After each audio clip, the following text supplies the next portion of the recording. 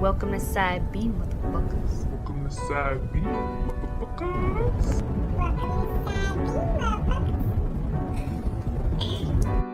Hey, one move, one thing, one move, man, that shit don't change. It's real niggas do real fucking things. Real niggas do. Ay, there's only one code, one thing, one move, man, that shit don't change. It is real niggas do real fucking things. Real niggas do real fucking things. Alright, I'ma keep it general just like the army. Most real niggas know, most niggas phony. Your shadow got your back, huh? Just like your homie. That's why shady niggas will harm thee. Just act Caesar. Brutus got him and caught him before his last breather. If that don't make you believers, then you'll learn. Honesty is a quality that will burn, but it's cool. And trust is a quality you will earn. You a fool if you think you learn all of the rules. Imitating imitation and they calling it cool. I know a little bit, but go ahead and call me a fool. While you sprinkle sugar on shit and you calling it food. See, I'm just trying to groove and you standing on the wall with your hands on your balls, making crab claws move. Trying to bonk at a dog, but I don't bonk. I just fall back till you think you winning, but you lost in the beginning. This nigga Obama got this beard, huh? Boy, these bras going crazy for that too. Yeah, these fucking perverts and fucking weirdos. You calling them perverts and weirdos? That's all. I'm just saying, son. Let me go hounding a girl thing like that and what I'll be called. Ooh, Zaddy, come and fuck me now. What if I go to a girl? Yeah, baby, them big ass, nice ass. I don't know. I'm about to say, I don't think that's a one-to-one right there. Like, I ain't been seeing, like I just been seeing a lot of women being, like, attractive, being like, yeah, no, you look good. And oh, yeah, President Zaddy. I'm looking at it right now. Press, boo, and shit, all that they've been saying. Yeah, but that nigga Obama is looking nice, that boy. That's a nice, he rocking a bit. Mad at him right now. Because he made me think, dog. Do you grow facial hair? No. But he kept it clean. No. What president had a beard? I think that's way part back of in the day. I think that's part of being a modern president. You gotta be clean cut or some like shit. Roosevelt. I can't think of a president in my generation, or even right before. Actually, like, I don't even think of none of them having a beard besides Ulysses S. Grant. The only one who had a mustache was Roosevelt, Theodore. No, I'm talking about a beard. A beard. Ulysses S. Grant was the only person I know in time of history of presidency. If I go back, I don't go back. Thomas Jefferson never had a beard. Nigga, that is, and so like, and I didn't realize that until I saw There were a few. Barack without a beard. There were a few like who? Let's look this up. I can promise you, I can put that on money. Not Abraham Lincoln for one. Oh yeah, damn, forgot. Or Abe. Abe and Ulysses. William Howard Taft. Well, I'm not surprised by any of the old schools. I'm talking about like, let's say we start from like the 70s. What mustache are you talking about now? Those are beards. Okay. If we go from like the 70s. Nobody modern. Yeah, ain't no like, modern. No. Okay, ain't no modern president. Because Because back then you weren't a man if you didn't have a beard. Like, you know what I'm saying? Like, so where does it stop at? It stops. The last bearded president we had was Benjamin Harrison, and that was in 1893. Damn. So we have not had a bearded president since the 1800s? That's more than 100 years. That's deep.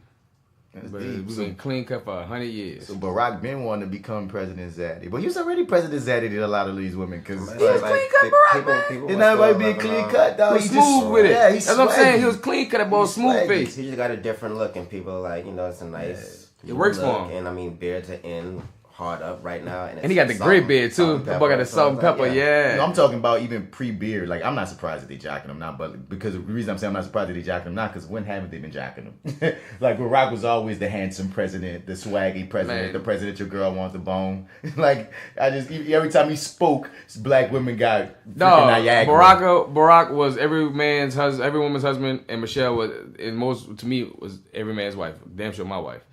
She had to grow into that, dog. Because at first they was kind of hating on Michelle, son, but she definitely grew into that situation. Yeah, they hated on my dog. Girl from the South Side. You know what I'm saying? But it's hated on my son. It's a funny thing, man. We talking about what I was about to bring up before we get into this shit proper. Was because this is a different type of thing. Malcolm, I brought that up on a misbelief about this little boy. He wanted to have Malcolm X on his sweater, and they told him that he couldn't, even though his name was Malcolm X. Really? His name is Malcolm Xavier, And that's dope, though. And he said, well, let me put Malcolm X on my shirt because that's what I was named after. And his white ass private school was like, nah, it's too controversial. You don't want to be around that shit. And I was like tripping out, like, cause that was one of my necks. But I'm like, dog, like y'all motherfuckers is wilding out this Black history. Because then at their school, that teacher at their school who did the demonstration with her middle school students of slave times and being on a slave boat, and had three of her black ass students. She a white teacher lay on the ground to bring up, like, to have that feeling of slave times. And then she stepped on, like, then when one of them was talking about they was uncomfortable, like, with the whole situation, she stepped on them and was like, see, that's how the slaves felt. Like, this is. Have y'all ever had some, like, experience like that in school? Not no racist shit, no. We had some kind of racist shit at our school. Like, I remember during Jenna 6, the protest down here. Well, that wasn't down here. Well, it wasn't down here. It was in Jenna. Mm-hmm. But, you know, I mean, we went with Dillard. They wouldn't let us go. And on top of that, we couldn't go. So we decided to wear black shirts. And they wouldn't let us wear black shirts. They wouldn't let you wear your black shirts. Yeah, in solidarity with Jenna. The principal didn't want to let it happen. Well, hey, that's fucked up to me. Like, what is your reasoning? Because it's breaking dress code? That's what they were trying to flip? Nah. So was it? They didn't give you no reason. They just it was on that controversial shit. Is it to wear black is controversial? To wear black the black was the color people was wearing in solidarity with Jenna.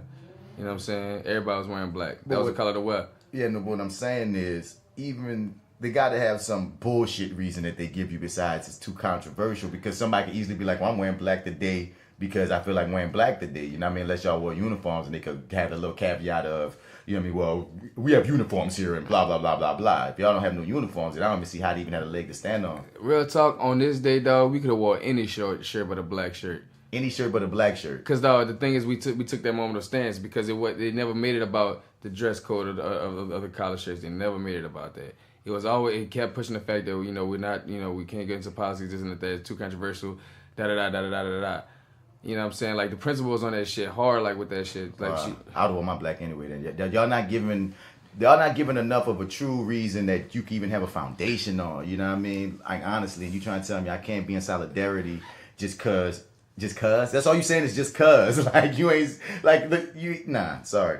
Can't respect it. Can't respect it. And then also, Black History, we got this fucking reviewer, Louise Keller, who Black Twitter took her to task. Because, so far there've been only two bad Black Panther reviews. And, like, the first review, I didn't even hear nothing about that one. But this one, apparently, like, she be saying a few racist things. She compared it to Coming to America. She brought up, it's like, why you bringing up Coming to America about Black Panther? You feel me? Don't you shoot that little motherfucker no more! Don't you shoot it no more! She's talking about Michael B. Jordan being a pretty good villain. He has attitude and dreadlocks. Why are you even bringing up his locks? Like, there's a few things that she said in this little freaking thing that, like, Black Twitter, they just, like, you know, they let her up. They light her up. Yeah, I mean, I'm just laughing at the fact that, like, y'all don't give a fuck. It's February. Can we at least have February? Can we at least, because off the dump, I truly believe, like, you know, what more people get into of Black History is 365. But even though Black History is 365, at least don't disrespect us in February. Can we, you know, so we got so much history we still need to learn about ourselves, and you just gonna play us like that? Bruh, that's why we got Black History Month, so we can keep developing and learning. Because, dog, every Black History Month, be honest with you, I learned something new about a different Black person. Man, like, it's like Morgan Freeman and Stacey Dash and them say, we don't need a Black History Month. But being an educator, every year I learn just how much we do because the school system is barely teaching them shit about Black figures. But Stacey Dash, she was on some other shit. She was following Morgan Freeman's quote of it, but that's because she's stupid. But Morgan Freeman is old school, and she said his exact reason. She said his exact reason. Because she a follower. You hear me? And I'm just saying, at the end of the day, dog, even though I understand where you can be coming from, if you're feeling like we don't need, Black History Month is too small the boxes in, but at the end of the day, even in our small box in farm, y'all ain't doing y'all jobs. You know what I mean? Parents and schools and the government and all that was doing their jobs and doing right by us and our kids learning about Black figures the whole year and had a mandate and curriculums. And if you going home and, you know what I mean? Then I could be like, I won't need that month. We learn about this shit all the time. You know the teacher we had. But legitimately, we don't. You feel me what you saying, my nigga? The teacher we had in high school that taught us history had to sneak and teach us the Howard Zen books. Because, like, he had to really teach us what the school that gave us. But he taught us Howard Zen, which is the people's history. Yeah. And he had to sneak and teach us that shit, bro. He couldn't, like, dog. The fact that you got to say the term, he had to sneak and teach us anything. And this is a white man. Come on, son. This white man was like, bro, like he didn't give a fuck. Like he gave us the real about a lot of shit. He was like, and he made us compare too. He's like, you see this book right here? You see how it is? We'll read something about the Trail of Tears. You see how it's about like 4 or 5 paragraphs. This and the third. All right, now bump up your Howard Zinn. On Howard Zinn, that motherfucker got like its own everything. You know what I'm saying? Damn near the whole book. You know what I'm saying? On Trail, like at the Trail of Tears, like there's certain things that we learn in college that we should learn in middle school. Right. Honestly. Right. You know what I mean? And that's really fucked up. And like once again, we're in February and you can't tell me no shit. you can't tell me no shit until most shit is mandatory. Right. Mandatory. And stop teaching us the fake shit. You hear me? Because we talking about this on the Misbelief. Misbelief is fresh in my mind because we're recording this right after nigga just left the Misbelief radio show. But when we talk about, damn, I lost my thought that quick. I'm talking about how this shit has to be like normalized in middle school and like not just in fucking college. Not just in college, man. Learning black history. Well, actually, the fucking truth about our history. Yeah, no, I was about to bring up the fact that they whitewash so much of our shit anyway. Yeah. You know what I'm saying? Like, you know what I mean? Like, the shit that they do teach us, you don't even teach us the real. Right. You didn't teach us the real about Martin Luther King. You don't teach the real about civil rights, period.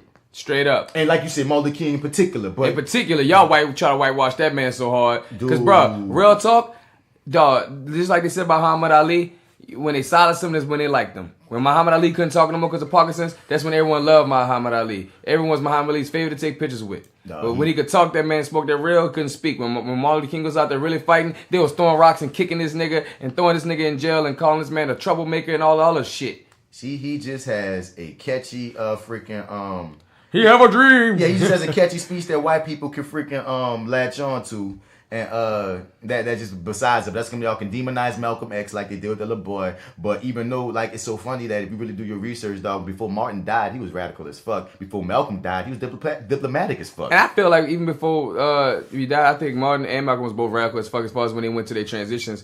Cause yeah, like, but that mindset of like how Martin felt later they on. Almost switched places almost. If you really almost look at the last things that Malcolm X spoke about and how he was way, because you know young Malcolm was like fuck it all, you know what I'm saying? White Malcolm was like we need to work with white people. Older Malcolm got way more diplomatic. Because after he went to Mecca, that boy came back woke. And he was humble than ever. But Martin Luther King his last freaking speech was because he saw how America was. I might have been wrong. Black people suit up, you know what I'm saying? And so it's so funny how y'all niggas like once again, like we talk about slavery, or we talk about Thanksgiving, and we talk about all these things. It's just trippy that nigga like y'all can't even be trusted with the information that y'all allow us to have, dog. So nah, dog. Black History Month. Please teach your kids some real shit that's not just Martin Luther King, Rosa Parks, Harriet Tubman, the Peanut Man, George Washington Carver. It's like the same motherfucking names. And what's trippy is, dog, I didn't know shit about Marcus Garvey growing up.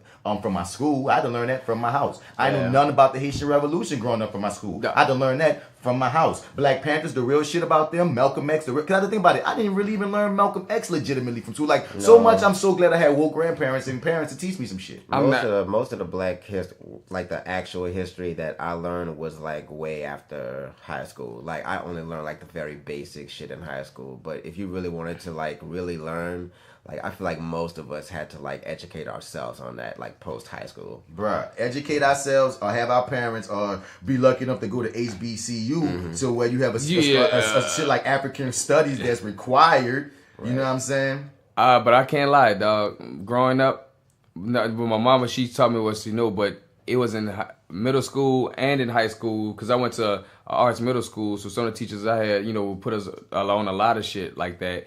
And then when I went to high school, that's when I met Sonny Patterson in my 10th grade year and Asia Rainey. And those are the two most fucking black of black, I'm blacker than black, in the spiritual realm. So I was involved in it since 10th grade with Sonny Patterson and them. I'm going to Ashe, going out there. And that's being lucky enough to having artists in your schools. Because, a lot of times we try to get the arts out the schools. And you know what I mean? At least when the arts in the schools, you have these different types of people who have a different type of mindset that have it on their mind to be like, yeah, I got to teach these motherfuckers. You know what I mean? Hollywood. I'm in the area of poets and artists like that who's like influencing this shit. You know what I'm saying? And they just opened up my mind and giving me books to read about different things.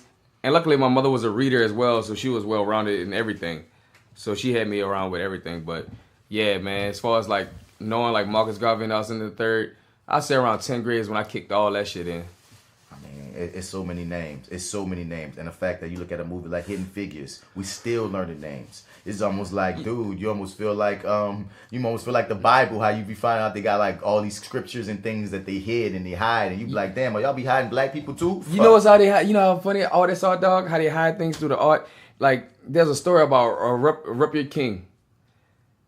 I hope I'm saying his name right. And I'm gonna look that up just for you guys. But he was like the right hand man to Martin Luther King in the civil rights. Bayard King, I'm sorry, Rupert Bayard. That's his name. And he was right hand man to fucking Martin Luther King in the march, and he was also part of the strong fight for the LGBTQ community. You know what I'm saying? But I never heard of this dude. But one day I was reading through this play that Ray told me when he gave me the African fucking American plays, and I read it, and it was about this guy, and I was like, wow. So then I researched him from the play, and I was like, look at this shit here, bruh. Hidden history in a fucking play. Because I never heard about this guy until now. And that's a funny thing you bring that up, of how people be trying to separate gay rights and civil rights as if gay rights aren't civil rights. You know what I'm saying? And a lot of that's a lot of same things that all people want these rights for. People try to be unnecessarily divisive when coming together. A lot of times makes things better. Now, I know there's problems on both ends, dog. They got gay people who don't ride for black people. They got black people who don't ride for gay people. And I'm just saying, y'all, like, if we just all not even talk, I'm not even saying you have a hand in who fuck who or who do what, dog. At the end of the day, dog, if we're always trying to live and have equal rights, I don't see how you should have any problem whatsoever if that's what you claim you want for your goddamn self. Just being real.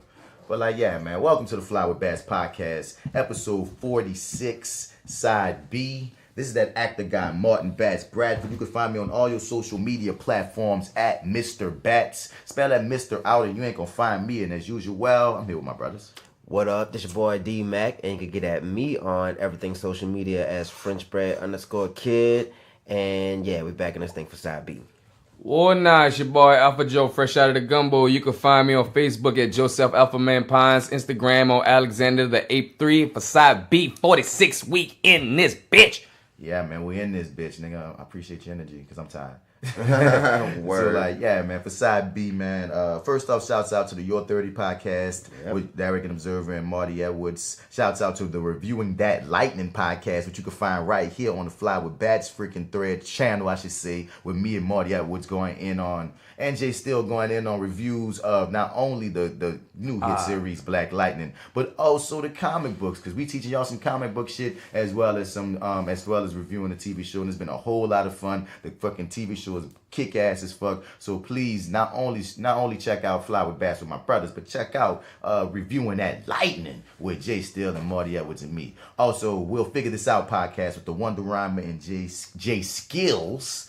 Don't want to mix that up. Fuck that up. You heard me? 102.9. Also, the Misbelief Radio Show podcast, which the Misbelief Radio Show is the best talk radio show in New Orleans. So if you want to catch that way, you hear me? That part, you hear me? So if you want to catch up on all the things that we get into in a more professional realm, but still keeping it so millennial and real, check out the Misbelief Radio Show podcast at themisbelief.podbean.com and on YouTube. One word, The Misbelief. And that shouts out to our homie DC Paul, who's the host of that over there. Absolutely. Also, shouts out to Fuck What You Heard podcast, Three the Hard Way podcast, Black Guys Next Door podcast, Metal Hand of God podcast, the late Brooklyn Ladies of Therapy Noir podcast, and I think that's all the motherfuckers that we usually be shouting out on the podcast tip.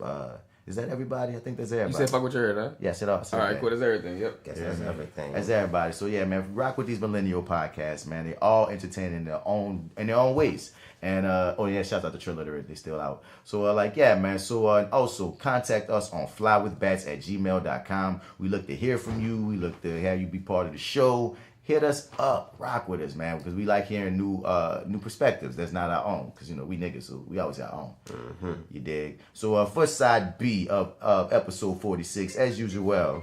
Who that is? Who's calling? As usual, we start off with that ETOUFEE of the day. You dig? When we get into some scrumptious, some scrumdiddlyumptious. After we do that ETOUFEE of the day topic, we got into that Daily Dose America, which is your friendly reminder of just where you live and just who the fuck you be dealing with. Ouch. Yeah. Then we have Hero Highlight. This is a time where we shine a light on someone who's doing good in the world of Pure D, fuckery. Then we'll be out here for another 2 weeks, and hopefully y'all still missing us and all that to come on back. You hear me? Yes. So man, without further ado, let's get into that ETOUFEE. All right. Panther got his first gun, he ready to murder. He out of control like a swole on bourbon. I don't even drink, if I see you, I ain't see you. Nah, I don't even blink, nah, I don't even think that I'm here. But if I see you and I like you, I'ma smile. Is this really who I am, huh?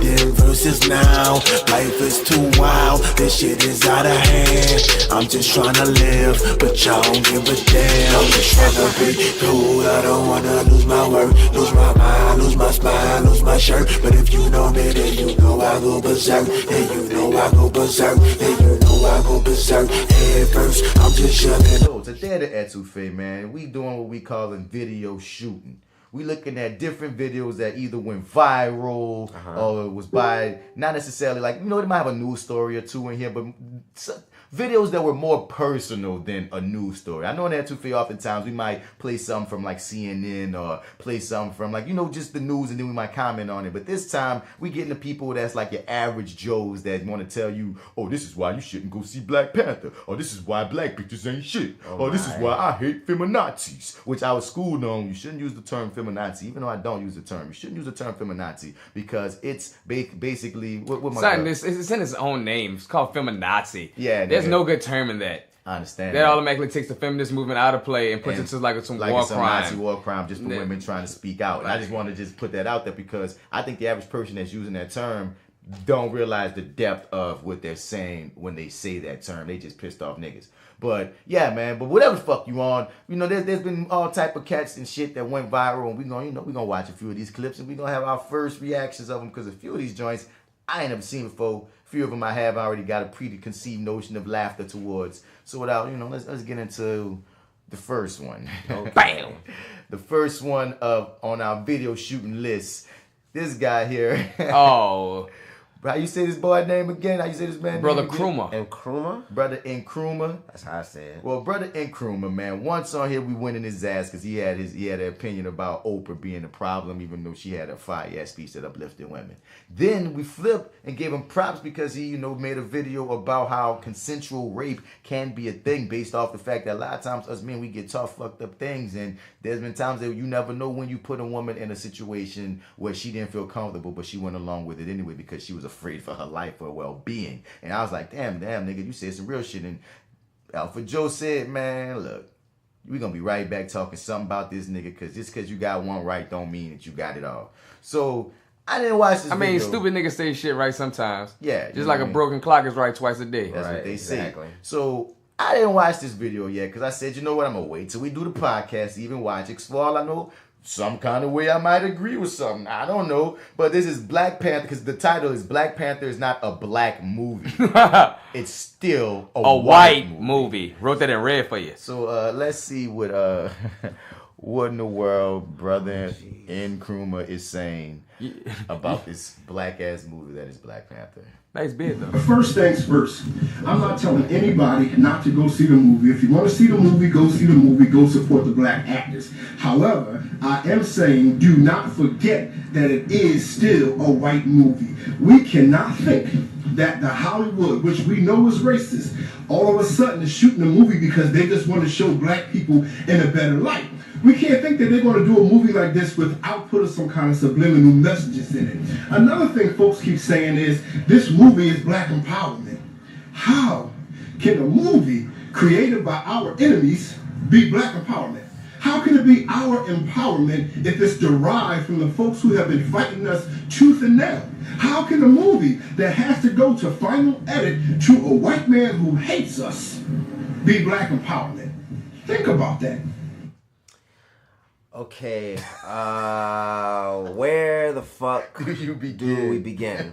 Okay, on a certain level, you got to give him a little bit of space because in the very beginning, it's not like he said, don't go see the movie. You know what I'm saying? That nigga going to see it. At least he said, if you fuck with the movie and you want to support black actors, which we are all trying to do, go see the movie. Okay? It's still a false dichotomy of a preface, because the preface is still saying, now look, you can still eat meat if you want to eat meat, but let me tell you why you dumb as a motherfucker for eating meat. I'm just saying, you know what I'm saying? It's like, all I'm saying is, at least he's just not saying don't go see the fucking movie. Like, he's not being anti to the fucking movie, at least not in that way.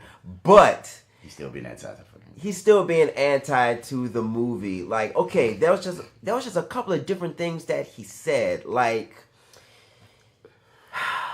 I wish we could go back and just do it in segments. Like, it's just certain things that were just a little bit hyperbolic. It's still a white movie. You think the enemy, which in Hollywood, which is racist, is gonna let you watch a movie that's gonna show you in black empowerment? So from head to toe, he better only be wearing black clothes. He only better be shopping at black stores. He better only be getting gas from black organizations. He better only be shopping black, because at the end of the fucking day, even if you only shop black, quote unquote, in this country, the money will end up in a white hand some fucking where. Man, that nigga Jack Calvin Klein, man. That's what I say, D-Mac. I was just gonna say that I think there's some truth to what he said, just in terms of just the fact that Hollywood is not making this movie because all of a sudden they care about black people. That's not the point, though. No, that's one of the smaller truth I give him, in the sense of that's just a very small truth. It doesn't define everything. I can't even say it's still an alleged truth, because how? Because you can't prove the opposite. You can't prove that the people who decide to make this movie and fund this movie specifically weren't doing it for black. We can't ever even prove it. Well, we don't even know who's directly funding the movie in the first place. I mean, it's a Marvel movie. It's Disney. It's, you know what I mean. And so in Disney. So I mean, we can just say that. But you can get into particulars. But what I'm saying is this: it's still a hyperbolic statement, because even though you can't say Hollywood's not doing this for black people, you can't say that they aren't. You know what I mean? You just can't say until someone says, I'm not doing this for black people. You still just talking shit. You feel me? Because at the end of the day, dog, how much shit is just for money? Like, you was better off just saying, man, they doing it for the money, not for you. And whether they doing it for the money, not for me or not, it's still coming out there. Because one of my main things is this. You want to know how? He said, how does this movie being made be black empowerment? Because the media controls how people think. You feel me? There's never been a motherfucking movie that hypes Africa and being empowered with so many freaking black people, dog. Just seeing that for a little black kid who don't know shit about racism, who don't know shit about nothing, but I see a freaking black superhero that look like me. For that little fucking kid, that's power. How you're being purposefully blind if you're gonna miss that shit. How many motherfucking little kids niggas saw for fucking Halloween after Civil War dropped was Black Panther? I was around them. You feel me? I remember teaching before Black Panther was freaking introduced to a lot of these kids, and teaching post Black Panther, and a lot of these little motherfucking kids bring up Black Panther to T'Challa way more, dog. It's power in that shit, dog. Let me tell you something, dog. This nigga wants you to watch Rosewood all day. Really? That's what it feels like. That's what it feels like in real life. I mean, bro. Obviously, yeah. You know what I'm saying? Like, dude. We gotta watch Roots. There's a certain power. Alex Haley's Diary. You want to talk about being small. You want to talk about subconscious shit. You know what I'm saying, dog? There's some subconscious shit. If the only type of heroes you see, or the only type of positive beings you see when you turn on that television screen, which all these children live in front of, if all you see is white people, what does that do to a child's subconscious? And that was the other thing he said. Come on. He said, empowerment. They might put, subliminal messages in it. Like, you can't say that because you've never seen the fucking movie. How? You don't know what's in it. Talking shit. You know what I'm saying? And you ain't decided making like I said, niggas be trying so hard to be niggas, they end up niggas. Nigga, you didn't make this video about Iron Man. Black people like Iron Man. You ain't make this movie about Avengers. Black people like Avengers. You act like all we watch is black movies. The reason the economy goes off of black people too, son. So the fact that you felt the need as a black person to sit down the only black movie out of all these white movies you talk about. Tell them, Joe. You big motherfucking nose, nigga. I should rip the shit out of this nigga. That's what blow me. With your fucking Tommy Hilfiger jacket, your Come fucking on. Donald Trump tie, Come and your on. fucking Gap shirt. I should get on you. Niggas be trying so hard to be niggas that you being niggas, though. You putting out the white man message for him right now. Yeah. You trying so hard to sway black people from supporting black. You know how You supporting the racist black people, the most racist, the one that really hate you. Son, you supporting the same people that you think hate us. You supporting them because them people. See, the thing is this. You want to talk some real shit? You want to talk some real shit? The real shit's about the fucking money, dog. You feel me? Right now, being diverse and supporting black people is in. Whether you honestly want to support black people or if you just want to be with the trend, supporting black is in right now currently. So if you're a business of any kind of sort, you're smart if you're doing that. But these motherfuckers that are racist, not everybody in Hollywood, but the ones that are hoping it fails because then they don't have to put the gamble on black no more. So when you be stupid and make these dumb fucking ass videos that will swear, will actually, even though you preface it with blah, blah, blah, blah, blah. When you give them these quote unquote quasi points, and if they're motherfuckers that believe and follow your shit, you swaying people that could be putting money in hands that are black to give more opportunities that are black, son. When the fucking vampire show was popular, guess what you saw everywhere? Vampire shit. When zombies was popular, guess what you saw everywhere? Vampire shit. When superheroes hit, guess what you see now? Superhero shit. Black people is in, nigga. Why are you talking against your own people? You want to say that shit on Blade? Nigga. You sound... I want to see what the comments say. Oh my God, son. I'm trying to think just what else in this video. That's it. That we hit we hit every point. Yeah, we hit every point, dog. You see goofy ass shit. He only got his shit in his comments. Shut your ass.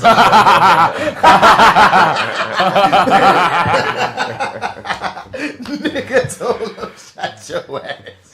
Stupid ass nigga. I don't even see no more. That should have way more fucking likes. I'm liking it too. Put a happy black joking face on that a bitch. woman. Thank you, Jasmine. Shut your ass up. Oh my God, son. A black woman wrote this. Wrote it though. Come on, son. That's another thing too. You talking all this shit. Yes, Stan Lee and this other nigga, I can't think of his name right now, created the character, dog. But bruh, black writers, black director, black niggas. Like, there's so many black people employed by this one movie. Only 2 white people in the motherfucking movie, nigga. Nigga, it's unprecedented the amount of black people that are employed. Just before we even talk about presence of seeing it, that they're just getting money that they wouldn't have been getting. You feel me? You sound dumb as fuck in crew, my nigga. Eat yourself. Next up. Let's see. Which one we want to go to? We gonna put gunshots on this shit. Well, me and Devin laughed at this one before. Why is the face like that first? The white privilege label. Why is it not like that? The white privilege label is racist is the name of this video. Let's shoot it. I've been really frequently getting the question of, not question, but statements saying like, you're white, you're privileged, you're Christian. How can you argue these things when you don't understand what like an oppressed individual is going through? So what would you do to debate them against that issue? Thank you for your question. So pause. So she is asking debate them. You heard that. How do you rebut that statement? Right? What can I tell my black people that I know whenever they tell me I'm privileged? Right. To shut them the fuck up, basically. I don't want to accept it. Now, I want to deflect it. Is privilege is a myth and a lie and should be completely destroyed. It's rooted in racism. It is a racist idea. It is a racist idea. Why don't they ever talk about Asian American privilege? Asian Americans were widely discriminated against in the 1940s and 50s. We treated them horribly and put them in internment camps. Then through a series of decades of making good choices, they've now become the richest per capita subracial group in America. I never hear about Asian American privilege. Never hear about people getting so upset that all the Asian Americans Americans make up 5% of this country. 5.6% to be exact. On top of that, son, you just admitted you oppressed these people for a long time, and now they came up in some kind of way that you allowed them to. Let's not talk about the taxes and all the other shit you take off legally for these Asian Americans and how you gave them the money after you put them in concentration camps as reparations and give them land. We're not going to talk about that either. Not in particular, not specifically. We're going to just gloss over it, or just to throw out this out. White people, 72.4% of the country. And he's wondering why we're not talking about the Asians. Continue, Joe, whatever you're saying. But on top of that, you want to have the nerve to say why there's their Asian American privilege. Nigga, you took their privilege away when you put them in the concentration camps and fed them off some money. Ain't no privilege gonna equal up the white privilege. There ain't no privilege, dog. Sheer numbers. You're giving out the privilege. You're 70%, dog. Why is my fucking black ass gonna be looking at the fucking 5% Asian people who I barely see, nigga? There's still some firsts in this country that Asians haven't even arrived yet to. Like, we always talk about, like, damn, they still got firsts. Is that Asian ever even won an Oscar? Nigga, probably not. Let's keep letting this man talk right Jackie quick. Chan, maybe? are getting the PhDs or the degrees or all the good jobs in California, yet they're trying to target white people. Because white people get all the best jobs everywhere, not just in fucking California. White people hiring these Asian niggas. The basis of it. If they're trying to balkanize this country and break us into different sub-racial groups, that is the definition of racism. I have the definition of racism. And you know what it is? It's trying to pre-describe a preference or prejudice upon a certain group of people based on their skin color.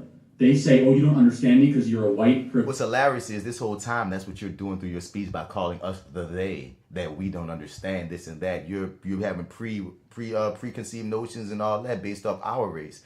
Just speaking this garbage right now. But see, the thing is, you speaking this off a feeling, dog. It's just proven fact that you're privileged be based on all the true facts there, dog, of this country and what it's built on, from slavery on up to into industrialism to the fucking big banks and big buildings, every single thing, son. It was there. It's like you can see it. So therefore, you can't say anything about you're not privileged, dog. You can see it. He's doing the classic, I'm not racist, you're racist for calling me racist. Right, that's what I was about to say. Like, this is really the fucking textbook shit that they always fucking do. Like, to even have the fucking discussion about race is racist.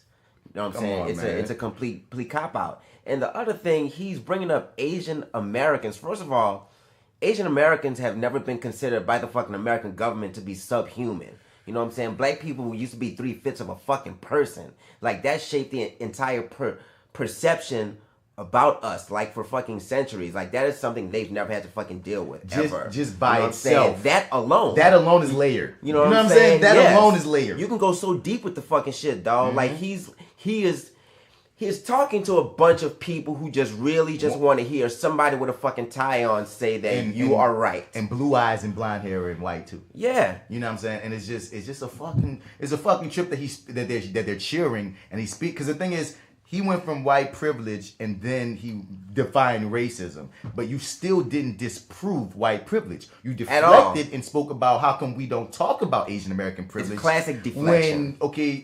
Even if there is Asian American privilege, and even if we don't talk about Asian American privilege, that still does not negate have to do with this shit? White privilege or its existence. If you can even notice that there is an Asian American privilege, then you should also be able to recognize that there is a white privilege. Because if you can see one privilege, you should be able to see them all. That's called nuance. Then when you talk about racism and you want to say that black people are racist for calling y'all privilege, and you use one definition of many, how many words in the dictionary have more than one definition to them? How many words in the dictionary also evolve over time to mean a multitude of things? Racism and the many mechanisms of it, when we talk systemic, when we talk mild, they got passive racism. They got so many versions and kinds of this shit that, dude, that for you to not own your shit and really take into the fact that, dude, being a blue-eyed white man, blonde-haired white man in this country that's majority you have a privilege, because that's just the simplest way to put it. It's majority right. you. How can you not see it? Like, to even pretend like you don't understand what the fuck it is, like, and that is the most infuriating. Listen, and define racism like y'all didn't start this shit. Like, y'all get mad at us for reacting, for our ancestors and our people for reacting to the shit that you created. They just mystify the whole thing, bro. They saying we're trying to divide by you created the concept of race. You already created the construct. He said we are trying to fucking divide the country more by having the conversation, dog. When y'all created this shit, we're having the conversation of the reality of what we're living in based off what y'all started. And nobody said anything. They're clapping. Because this man, well, number one, this man is letting his racist truth show. And they letting their racism show. Because, dog, anytime you say... think it's racism. Because, But, dog, look what he said. We go back to the comments of saying that, they know why it says that they're taking all the good jobs up in California. It's like... Nigga, what? Like, what? Nigga, that's a little bit of hatred right there, nigga. Like, they taking all the good jobs. It's like he got a problem with Asian people. Yeah, like nigga, what's your problem with Asian people, dude? Yeah, they taking all the good jobs, nigga. Fuck, they got privilege. White people, nigga. Just because someone has privilege, I'm a male, I have privilege. Just because I can recognize I have male privilege, don't mean that I can't recognize that you have white privilege, nigga. What the fuck? Let's let him finish. Christian, well, isn't that exactly what the definition of racism is? Isn't that them trying to put a prejudice upon you just because you look differently than them? They're trying to discredit good ideas and good arguments just because you're white. And that's ridiculous, that's racist, and that should be refuted every single time. And by the way, if they want to talk about numbers and facts and statistics, that's fine. But you're not any less right, and you're not any less correct just because you're a white person or you're a black person. Truth transcends color. Sorry.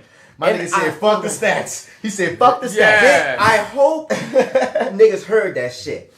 I hope niggas heard that shit, dog. Like, that is the crux of the entire thing right there, dog. Like, we have been coming with facts and stats and videos. I feel like way more like in the past, like 15 years, you know what I'm 20. saying? I'll give it 20. But guess what? 30. Nah, nothing. I feel like we've been Nothing. having facts since the 80s. Since To Rodney no King. avail. You hear To me? no avail. This dog. nigga just Like, said, well, they can come with all the facts. So what? When we don't have facts, you say, where are the facts? When we do have facts, never mind that. what the fuck? You heard me? And then nobody said that just because you're white, that first off, who said you have good ideas? He said that black people and all of us, black people in general, are turning down white people's good ideas. If that was the case, you would never see no white people involved in none of this black shit. And I always see white people involved because we always talk about having allies. Our whole thing about privilege is recognize yours. And there's certain things that you are blinded to, and we're saying, look, recognize your privilege. And if you have privilege, then recognize there's certain things that you might be blind to. And hear us what we're saying. Some things that you're saying you wouldn't even be saying if you would just recognize your privilege first. You hear me? No one's trying to discredit your argument. We're saying come with a real argument after you're more educated on the topic. I always said this, dog. They got white people, dog, who ain't gotta ever know a black person. Exactly. But a black person always gonna have a white person they know. Or have to give their money to. That's they know. You hear me? That's I'm like that. It's whoever it is. Like as far as like money, whatever they just it's somebody that white person know. Like they can't escape white people. Right. White You people can't can escape escape black people anytime. And that's just a go to privilege. Wisconsin. And that's a privilege of y'all. Is the fact that y'all can always be the default. That Right. you're always you don't have to fight. Nigga, if niggas ain't make a hoopla about the Oscars being so white, they would still be so white. If niggas ain't make a hoopla of having different water fountains, we would still have different water fountains. If we ain't make like there's so many things that if we just did what white people tell us that we need to do, which is sit down and shut up and not cause a stir, we wouldn't be even where we are now. So like and we still have some ways to go, and that's a trip. Like Michael Shea said, dog, in the joke, but it was serious. He's like, dog, black folks was fighting for civil rights. Niggas asking you just to be civil. Not even to be nice. Just to be civil. And y'all hosed us and sick dogs on us and beat us up. Like when you put the holes down, nigga, be civil. You watch those lunch counter videos. These niggas were barbaric. They just walking up on niggas because of snatching what niggas up. because where he's sitting. You know how deep that is, and that was your pa. That was your grandpa. That's where you come from. And we ain't saying that's necessarily you, but we're saying, dog, that was just. It's deep in your genetics like slavery is in ours. I'm not even saying that, but you could be. I'm not saying that you're wrong either, but I'm just saying that's not what I'm saying. That's what I'm saying. You feel me? But I'm just saying on the level of that was not that long ago. Our grandparents have these memories, dog. So when you talk about a system, and when you talk about the motherfuckers in office and the motherfuckers making laws and the actual laws that have been made, dude. It takes fucking years and years and years to undo that type of shit that's been done, and you trying to tell us we stupid for recognizing that and trying to get you to see it. Oh my God! But we the niggas. But we're the niggas. My grandpa said, man, these young boys today ain't taking that shit no more. We ain't putting up with that shit we put up, and I'm glad. I'm glad they ain't putting up with that shit. I mean, nigga, honestly, son. They didn't. I'm not even gonna play them because they didn't put up with that shit that we're even allowed to not put up with that shit. I can't take no power away from the previous generation. Oh no. You know what I mean? They went the peaceful way, but some of them in their heart. They didn't all go the peaceful way. You know what I mean? Not all of them. You're right. You know what I mean? You're like, right. Some of them. Yeah. Because there's this new. I'm not saying that you're doing this, but you know they got this meme and this shit going off talking about I'm not my ancestors. I'll whoop your ass. But that's kind of disrespectful because there was a lot of our ancestors that whipping ass. That was whooping ass and that died whooping ass. Not every name make the history books. Not every history book still survive. You know what I mean? So nah, nigga, it was always the Martins and the Malcolms, the Hueys and the fucking Thurgoods. It was always both sides. Yep. You gotta have both. Nat Turners. You can't just be peaceful and you can't just be violent. You gotta have both. The Frederick Douglasses. You gotta have both. And I feel like in every generation that we came in roles, it was the both. It was the both, dog. They had the niggas that was scared, but they had the nigga that took that lick like Nat Turner. You know what? Some people. Two over to whoever. Two people who went two different ways about it, but was still in a good cause. Was W.B. Du Bois and Booker T. Washington. Yeah. They were often talked about together, and they had beefs. Yeah, they was together at first and they had beefs, but I understand where both of them was coming from. Like W.B. Du Bois was hard up on education and busting through the school system. The roots, getting at the root. Yeah, and Booker T was like, nah, my nigga, we need to get learn how to work some Soldiers. Shit. You know what I'm saying? We need to get in the you need field. both We of need that, to. though. But You need both. There's always both. And a lot of times you look at history, the motherfuckers that was at odds with each other they always worked well together whenever they did come together because they needed to be together. I mean, isn't that the whole thing? Unity? Unity, man. Unity. All right, fuck that white boy. On to this one. This has been a very controversial one. The woman who accused Tupac of rape. Don't even look that good. This nigga. Right. Let's play the video. Fuck. At what point does Tupac leave?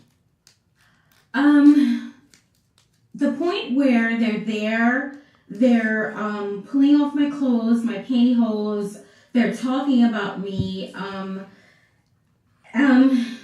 I actually straddled and had sex with Tupac that night while I was on top of him. Then he got up and he left.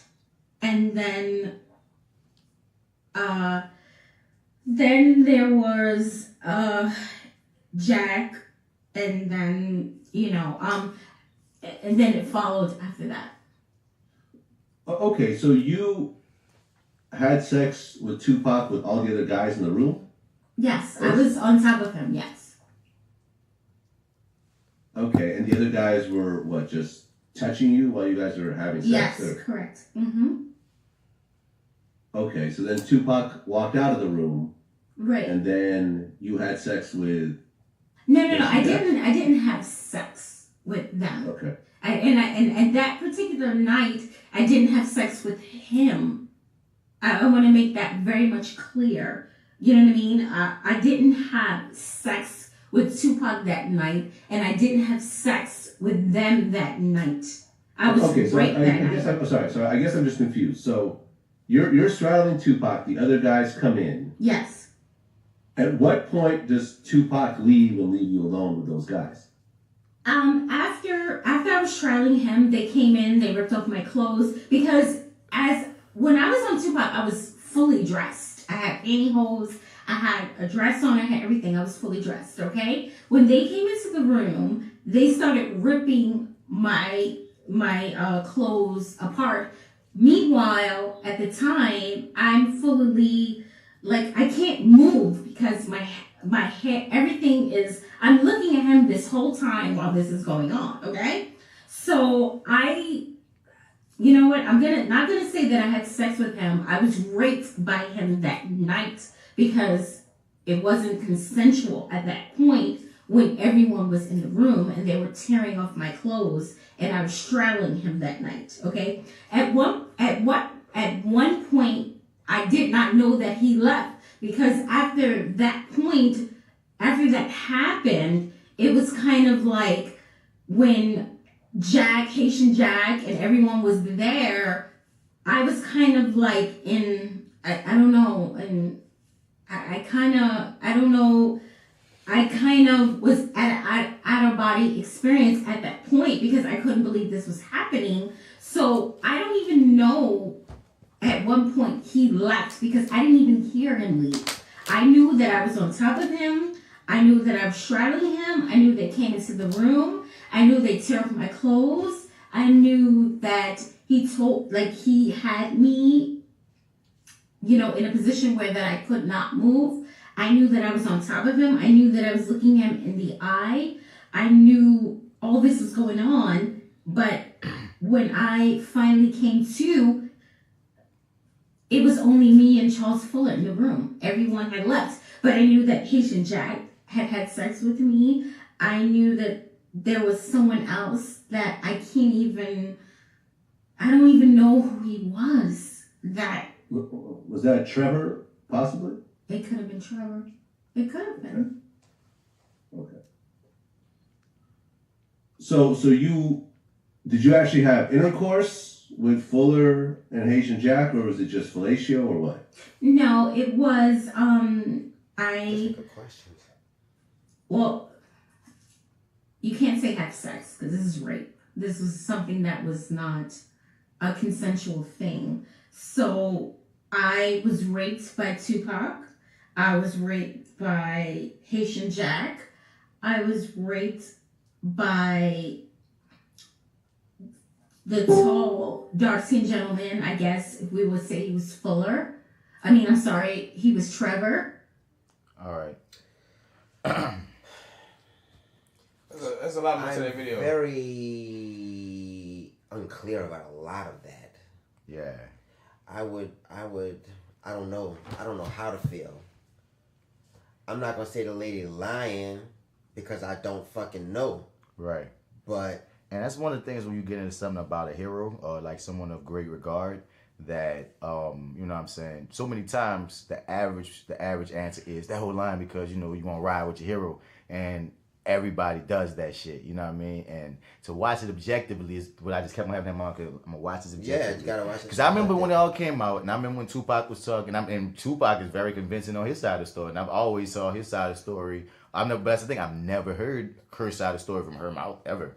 You know what I'm saying? So like this has been like an ongoing like story. I mean, back in the day, I'm just talking about if you watch old Tupac interviews and shit, he'll talk about how man he feel bad the fact that he left her in there. Her. Yeah. Oh, okay. But that he didn't rape her. He said he loved women too much. He said I didn't rape her. He vehemently always said he didn't rape her, but he did leave her up in there. With them niggas. So this has been talked about before. Yeah. Okay. And he went to jail for this. He went to jail. This is what he went to jail for, the rape, and he always was mad about that shit. Okay. He went to jail and everything. The fact that that's like, what kind of fucked up his career because he was always like, you know, keep your head up and shit like that, and then and then rape. And yeah, this rape shit hit him and he just was tripped out. And so like even as a man, I want to believe the black man more. But just like let's say if I was to play devil's advocate, what she's saying is the thing is she said amalgamation of things that can go different ways. You feel me? And on one point she said that she had sex with Tupac, then them dudes came in the room, started touching her, and then they started, you know, handling her, and then he left, and then boom boom. Another time she said that she had her clothes fully on and she wasn't having sex with Tupac. Right, that's what I thought I heard. Then they all took it from her. And then I started thinking about it. I'm like, okay, from what I feel like it happened, from what it seems like she's saying is she was about fucking Tupac, but she took her consent away when the niggas came in, but Pac still was going through like with it, like because you already gave your consent. Because we gotta remember this is the 90s too. We ain't even as evolved as thinking. So maybe since she was about it, and it's like 21, 20 young ass nigga on one possibly. So I'm just trying to give her the benefit of the doubt. Let's say she was about it, and that's when and he got the consent before they got there. Yeah, they got there. She wanted to take it, but he ain't stopped. So he can continue to go with it, even though now she's uncomfortable that niggas is in the room. And she's saying that she kept on trying to keep eye contact. So she at a point say that he let some of that shit happen with his niggas. And that's a certain contradiction to what Pac said. Pac always said he just left. But that's not saying he not saying that. You know what I mean? Because he just said he left her up and there. He always he apologized for that part, but he said he never raped her. So it's just it's a whew.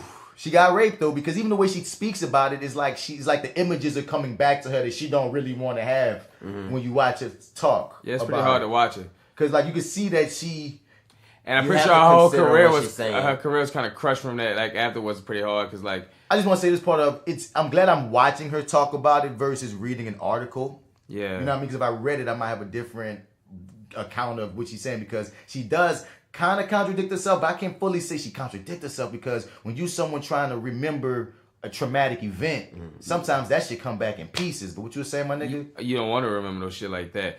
Fuck, what was I saying? I forgot. He was dealing with I forgot the first words you were saying. But yeah, in the comment section for the most part, you about to say something? I was just gonna say, you know, even if she can't remember fully the whole situation, like that's some serious shit, and I think it should at least be, you know, thought about what she's saying. And most of the comment section is ripping up. It. Yeah. Because because there's a lot of more videos a part of this. You gotta watch more of the video. This is a part of the video where she talk about giving him head in the club.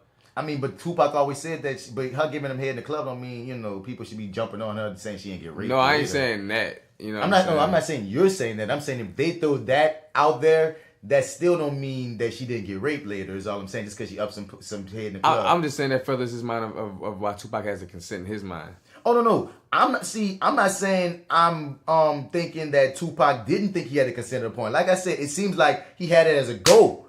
But then them niggas came in and he in the game, he probably thinking, you know what I'm saying, man, she just a groupie or whatever.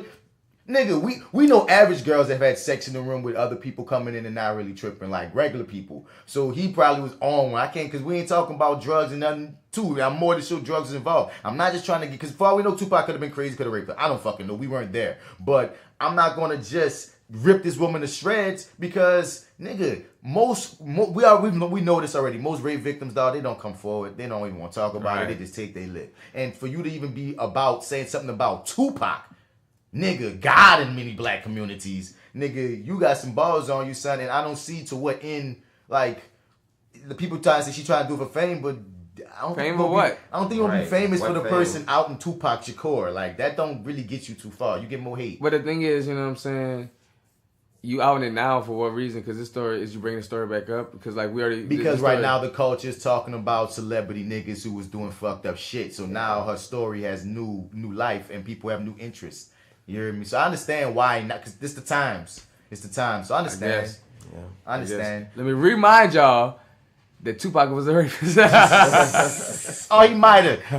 I don't know, dog. I'm gonna still keep. I'm just like, dog. I think he made a few mistakes, dog. I don't, in my heart, I don't fully believe he raped him.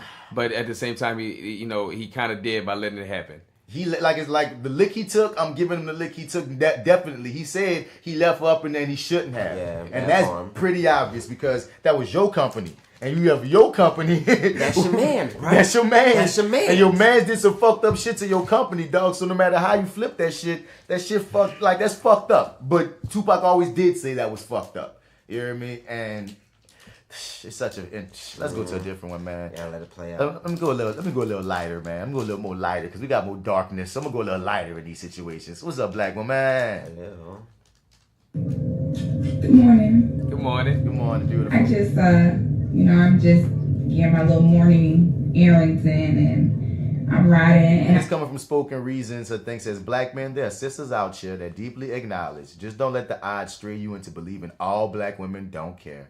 I see brothers at the bus stop waiting for their kids, to get them to school. I seen one brother, he was like walking a whole bunch of kids from the neighborhood to school. I see brothers, stopping at the store, getting a, morning coffee, getting a, breakfast together to go to work with their work clothes on, work boots on. I see brothers out here now working on the roads, doing construction.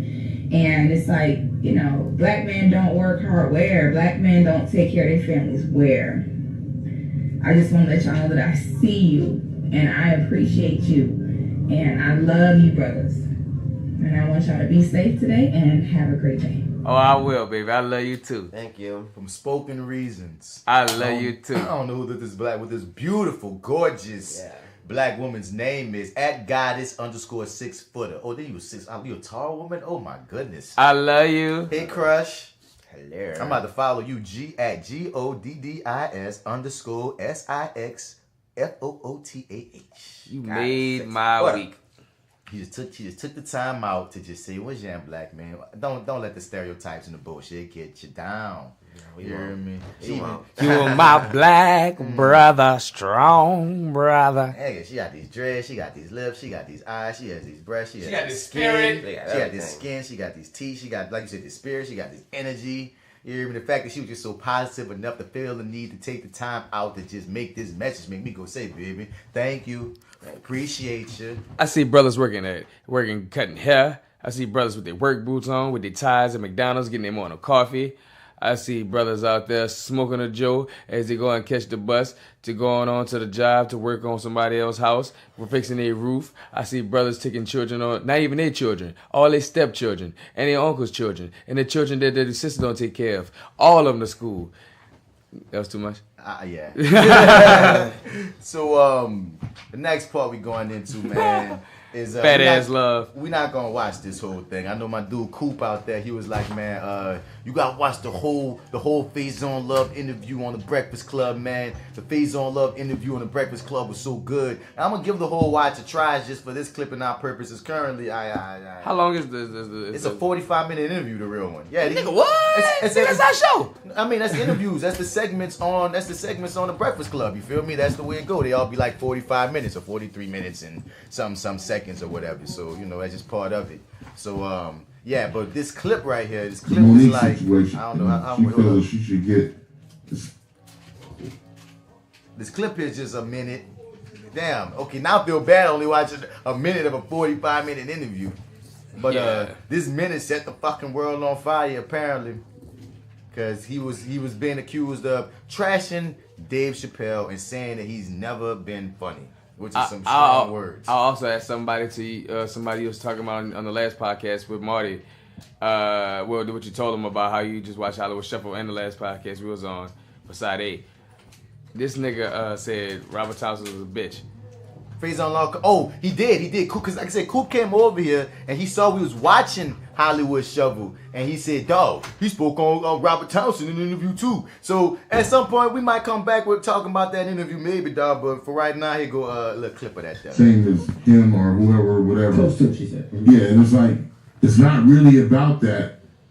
Netflix is just fucking with him. They've always fucked with Dave. They don't really fuck with us, but white people built Dave. He's never, for a fact, he's never made niggas laugh. Until, ain't funny now. Come on, Chappelle Show classic. No. Charlie Murphy's writing, rest in peace, was classic. They showed there was a season before that was whack. Which one? The first one. No, man. Yes. Chappelle's first 2 seasons was great. No. The first season was whack. The second season is when Charlie started writing, and that's when you saw the Rick James and all the other fly stuff. But other than that, he wasn't fly. He wasn't funny. First season was funny, Faizon. Think about it. What was on the first season? Exactly. That's what that KKK episode always gonna stand out. That's the very first episode. What? That's the one that set the world on fire. He had a KKK of a blind black KKK member. That's genius. That was legendary. And just because Charlie Murphy did a lot of writing on season 2, he still was the performer. That's like saying I can't act because I didn't write my own script. Son, Charlie Murphy didn't do a lot of writing. Son. Well, I'm just saying, even if you follow what he's saying, you know what I'm saying? And even to follow up on this, give me a freaking multi-millionaire comedian in the game that didn't have white backing ever. Son, I can tell you. Eddie Murphy had it. Richard Pryor had it. True. Chris Rock had it. True. Martin got it. True. Tell me a motherfucker that hit you can't hit millions in this country, especially there's no goddamn comedian without no white people. Black audience. We just told you that 72.5% of the fucking race here. You think we can't have no back without these niggas? What have you done that's so funny that's better than Chappelle, Faizon Love? Because most of the things we remember you from, you didn't write. You've been funny as in your character work, but you didn't write them characters. Have we ever seen a stand-up special for Faizon Love? I don't remember. I know he supposedly did it, but I don't remember no stand-up special that's legendary or that's freaking acclaimed. Well, no, obviously not legendary status. Fuck no. But I'm just saying. Like, I'm even say acclaimed. You know what I mean? Acclaimed at least gives you people liked it, even if it's not known. I can't even think of people saying, "Oh man, you know about that face." I don't want to know, because sometimes somebody might put you on some shit that you ain't never seen before. If you know somebody who know comedy, ain't nobody brought him up as far as like an underground, slept on, unsung hero. Like you hear me? All right, let me say these things about Dave Chappelle. First season, number 1. Wait, pause before you start that. I'm gonna just say this about Faizon Love though. I do believe that you do have a very unique perspective because you in the business. I can't slight your experiences because I didn't have your experiences. So I can't say everything you're saying is bullshit, but we can vehemently say what we don't agree with. But go ahead, what you're saying. 1, I can name a bunch of episodes from season 1, like the Pop Copy episode. I like that shit was funny too. They said it was trash? He said the first season was trash. And that Dave has never been funny to black people. Have Big is a classic. The racial draft. Yep. That's first season. What else is first season, dog? I could go on. He was funny in Nutty Professor. I think maybe Faizon is just having a preference thing. And maybe just like a little bit of hate. I'm like, I'm about to add on even more. Why he was on to say negativity. I'm gonna beat him with more. He's a legend on Def Comedy Jam. He is. But if you got making niggas laugh, those were the niggas. Come on.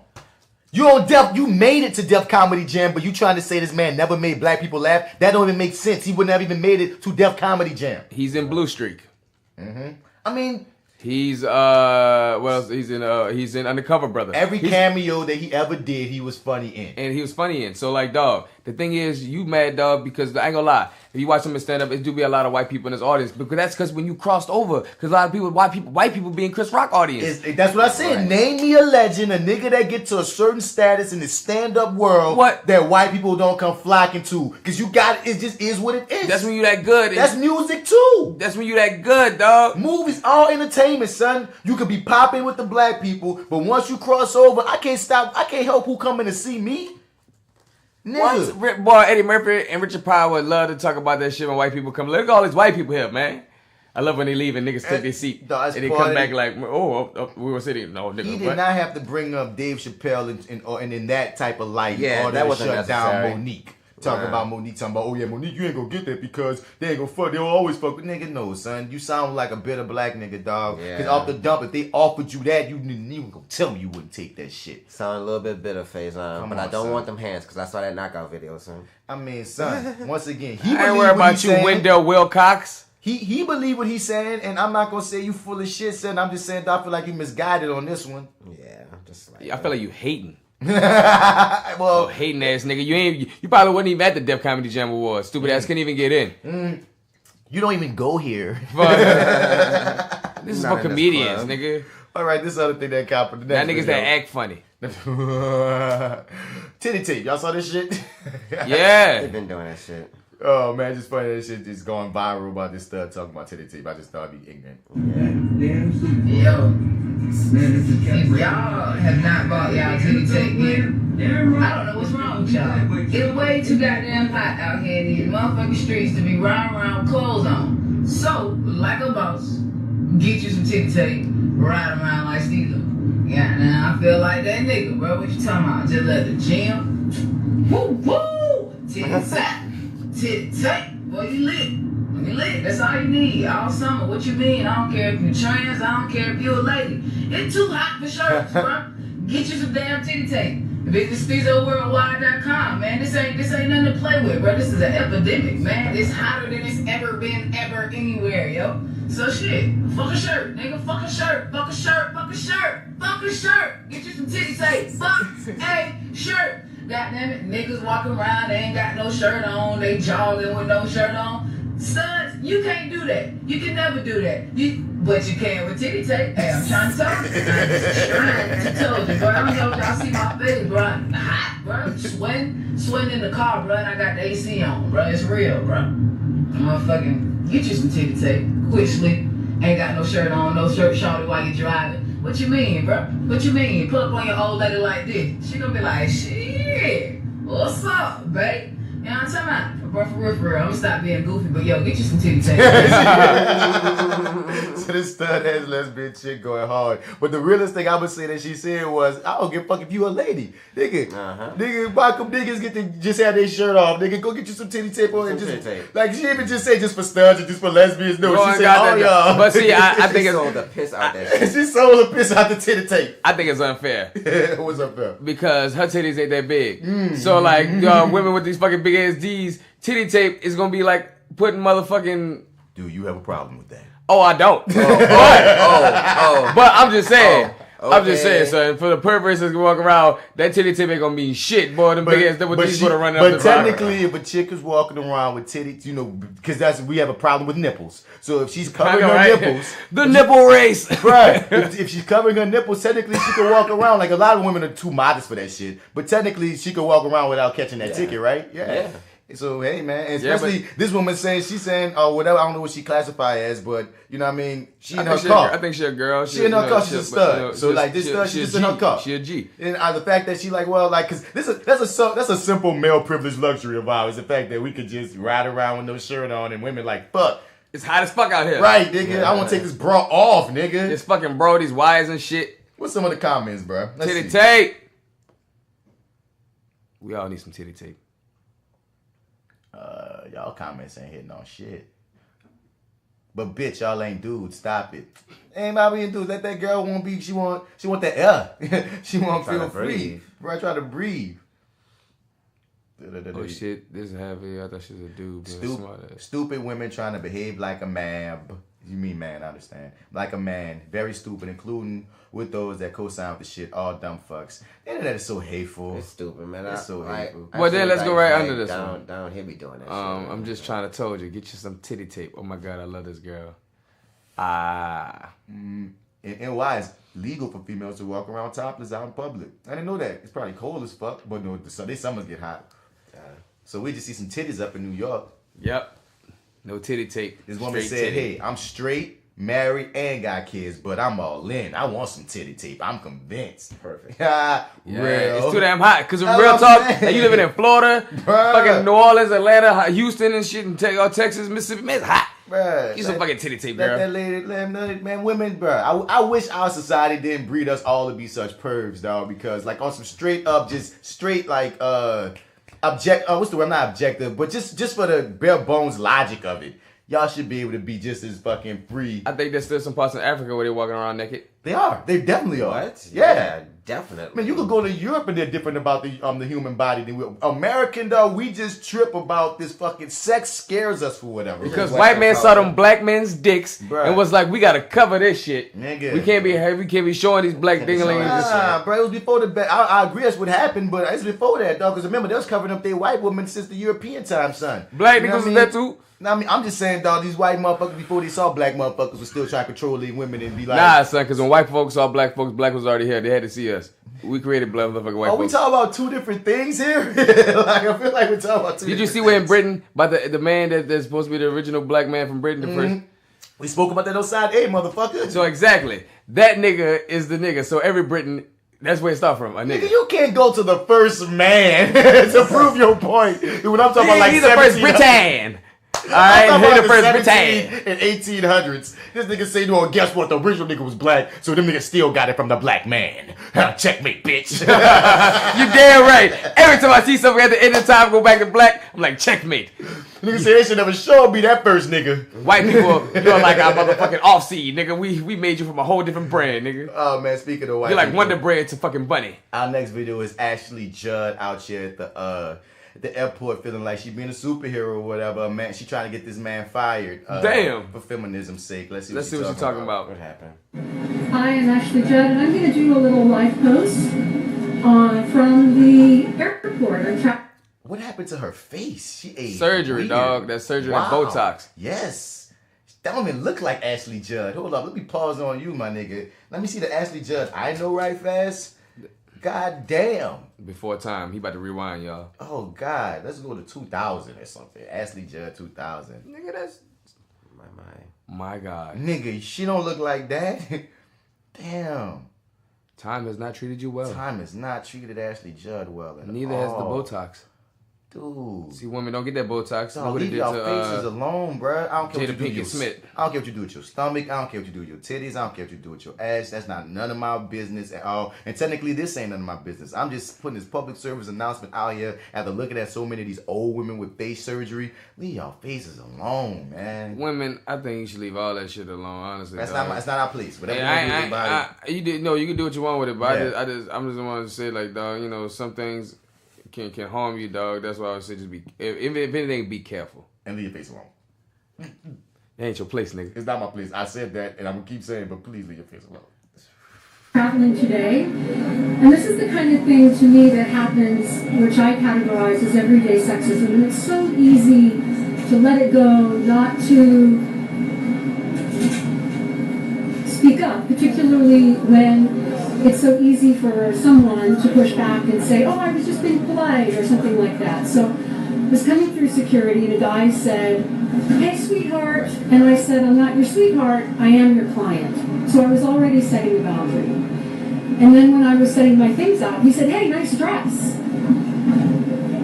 I didn't hear him saying anything about the attire of any of the other folks in the entire line, and I am in one of the most traveled airports in the world. I'm surrounded by lots and lots of other people in lots of different kinds of dress.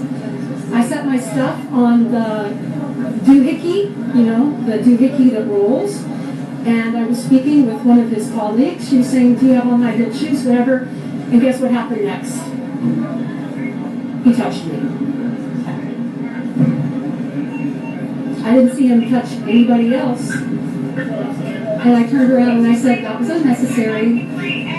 By the time, you know, my skin is burning, my feet are burning, it's so hard to continue to set these boundaries when someone continues to push. And then for good measure, he just said one more time, "Have a good day, sweetheart." So I have plenty of time. I'm really early for my flight, and I caught my breath and I said my prayers. And you know, my intention is to put principles above personalities. I'm not here to be controversial. I'm not here to be combative. But I asked for a manager, and I introduced myself, and I shook his hand, and I asked for his name, and I explained the situation. And I also explained that there were lots of other people who saw it. So that's my first Facebook Live post in real life. I've got my mouthpiece in, so if I look at something, that's why. Because I know that, you know, then these things become all about other types of femaleness, appearance, and whatever. Anyway, thanks for listening. I can see your hearts and your...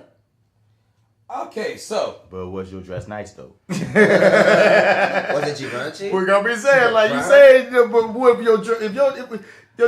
was your dress nice though? Is that a nice dress? A point is real. Mm-hmm. That niggas sometimes, you know, especially in the workplace, you know, cross line. Yeah, should be doing a lot. You know, doing too much. And at that moment, making motherfuckers uncomfortable. At that moment, I feel like he was doing too much because at the moment she wasn't trying to have that kind of day. But at the same time, I don't know what tone of voice it was from her tone. It seemed like the nigga was cheery about it. You know, so she like was an old nice guy. What part of the country are we in? Because in the South, nigga, he might not really be trying to be flirtatious. He probably even know who you are, just, you know. Yeah, like, you know, it could be a little bit misunderstood. You know, if you talk to that person, it wouldn't be like that. So, you know. Where did he touch her and how? What do you mean? She just said he touched me. I'm not sure what that means.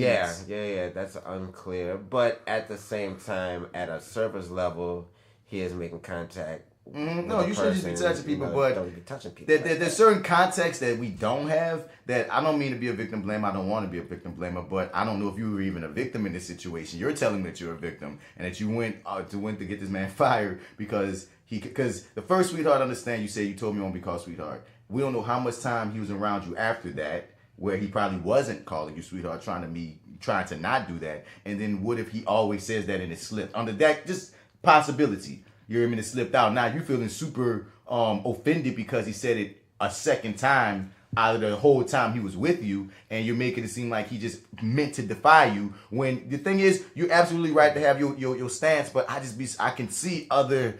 I feel like he might have been things in this. I just feel like he might have been grimy with it, and that's what it is. That's why she feels like that's the only way I can see it, that he was grimy with it. It was like, all right, sweetheart. Bro, this is an entitled white woman, son. I just seen entitled white. You know what I'm saying? It's like one of those. I understand what you're saying, because he could have been being sarcastic because, this bitch don't want me to call her sweetheart. Well, I'm doing it anyway. You know what I mean? Not even being sarcastic, and he'd be like, honey, kind of thing.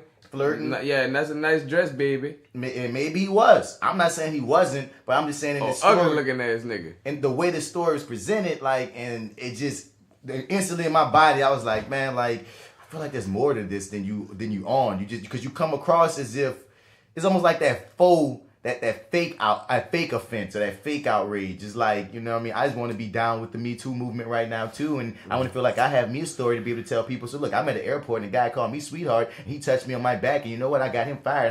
This was my power to the women people. And I'm saying I'm not mad at you, but I'm not really feeling you neither at the same time. But I want to feel you though. Actually, Judd been on feminism kick for a long time. That can mean so many things. Like on being hard up and pressing, because they got radical ones. Like she's been a radical one, and that's the ones that kind of a lot of times be like, I don't be with. But at this point right here, you know what I'm saying, she has some legs to stand on, but it's not enough to get this man fired. I mean, you went out your way. But we weren't there. We don't know if he was creepy enough to do it. We don't know. He could have been being an absolute creeper. And if he was, maybe he deserves to get some kind of punishment. Maybe, That's the number one thing. We really don't know how this shit happened. We don't know. But, you know what I mean? Something about something about this right here and how she's telling it, how this. It feels so matter of fact. I feel like we just feel like somebody that just got to pee on, like a rich person got to pee on fucked over, dog. Like that's I can't help in my gut. Emotionally affected. Yeah, you know what I mean. Like even watching the Tupac Storm chick, dog. Like something about she seemed disturbed. Yeah, you know what I mean. Watching her face, like dog, you do seem like something happened. If not, something did happen. Right. You seem like this one big step for feminism. Yeah, she seemed like she doing it just to get a pat on the back. She seemed like she had fucking Starbucks. Nigga. And somebody made her fucking coffee wrong. Bruh, Talk to the fucking manager. Bruh. But she want freaking the Rosa Parks treatment for it. for calling at the manager at a Starbucks because, like, you know. Nah, man. I'm gonna just say, like, if the motherfucker really did do too much, then get the shit checked. But and thank you for checking it. If not though, this is the type of shit that's gonna make it harder. It saturates your movement. Yes. Don't do it. And I'm gonna say this though. I'll give you respect on this level. You're at least raising the zero tolerance level. It don't make no sense. But you know what I'm saying? It's like the time's up time. I would rather no tolerance than let most shit slide that shouldn't. Yeah. So if this is the type of lick niggas gotta take in order for the whole movement to get progressed, hey, do your thing. Do your thing. Do your thing. You feel me? Do your thing. Because the contrary is much worse.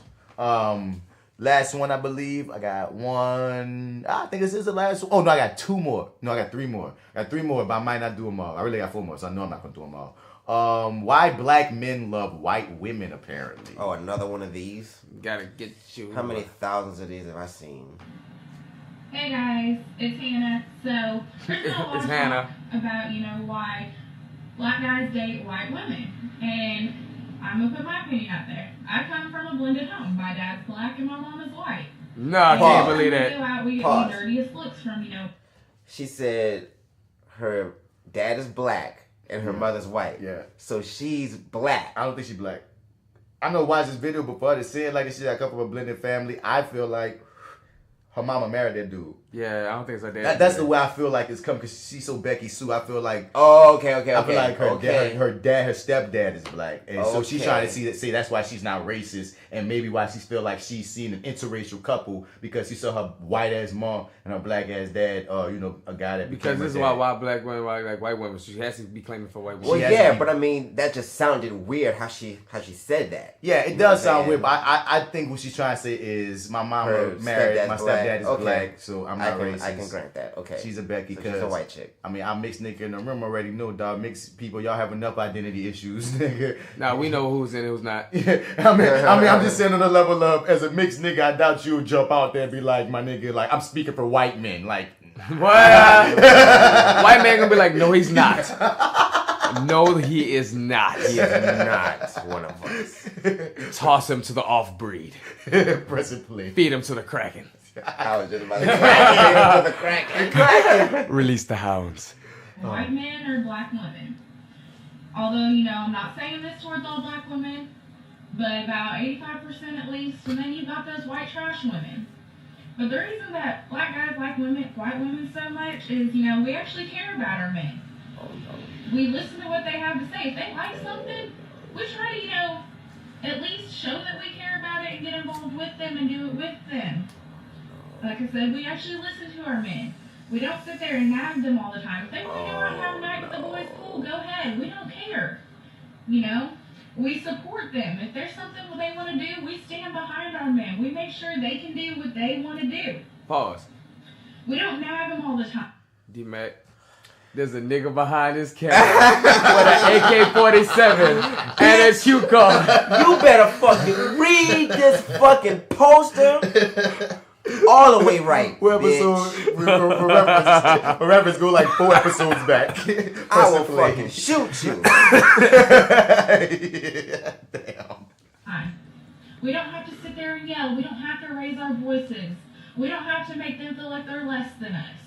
We actually make sure our man is the head of the house. We let them wear the pants in the relationship. White girls get head, just saying. And we actually like to try new things in bed. We don't just have to do the same old thing all the time. Also, we have real hair. It's not fake, so we're not sitting there freaking out, oh no, that's my weave up. It's real. I don't care if it gets messed up. I can go wash it and brush it out and fix it again. And so, that's about all I got to say. So, thanks for listening, comment. Bye.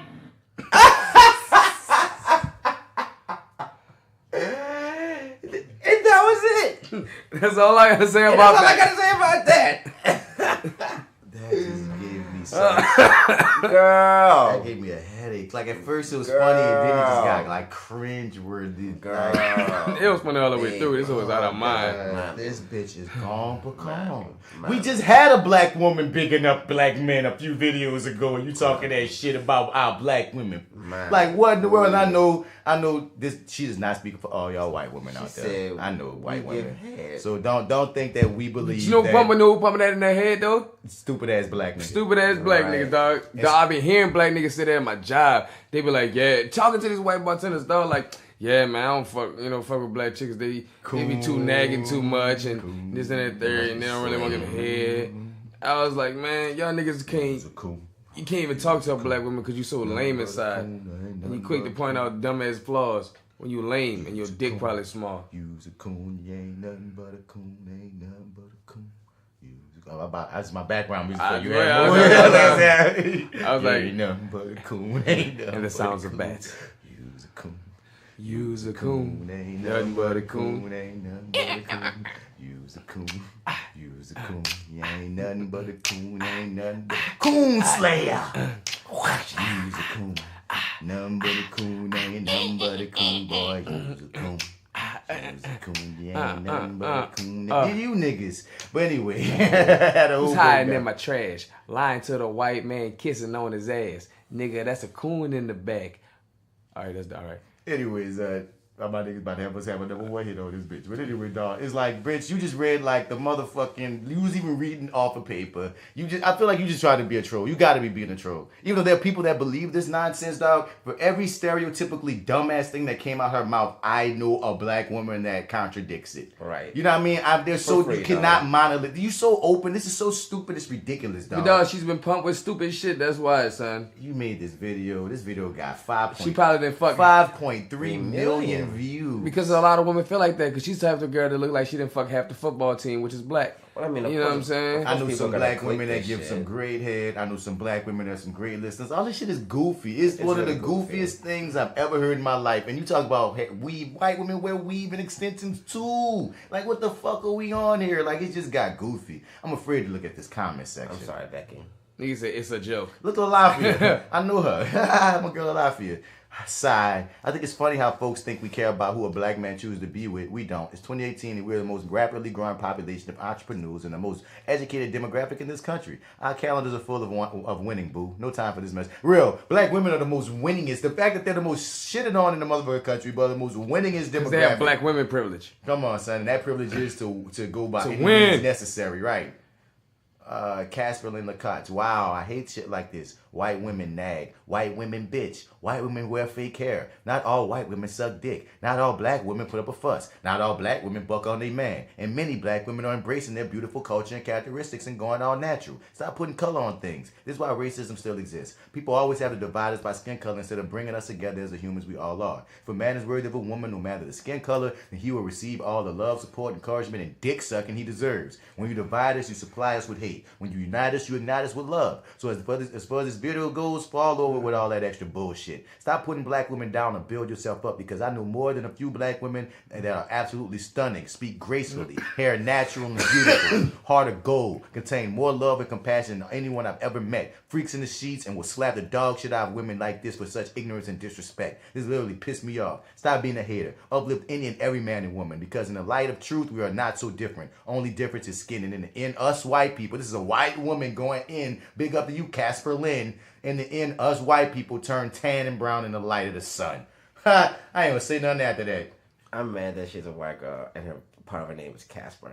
Casper Lynn. Casper Lynn. Come on now, that's some ghetto white shit. But once again, white people get your all people together. That's what I love. Get your people together. Get your people together, saying that dumbass shit, man. Oh, look who back in the queen of the queens, honey. With that luxurious ass fur around his So neck. this is Mr. I Am Delivered.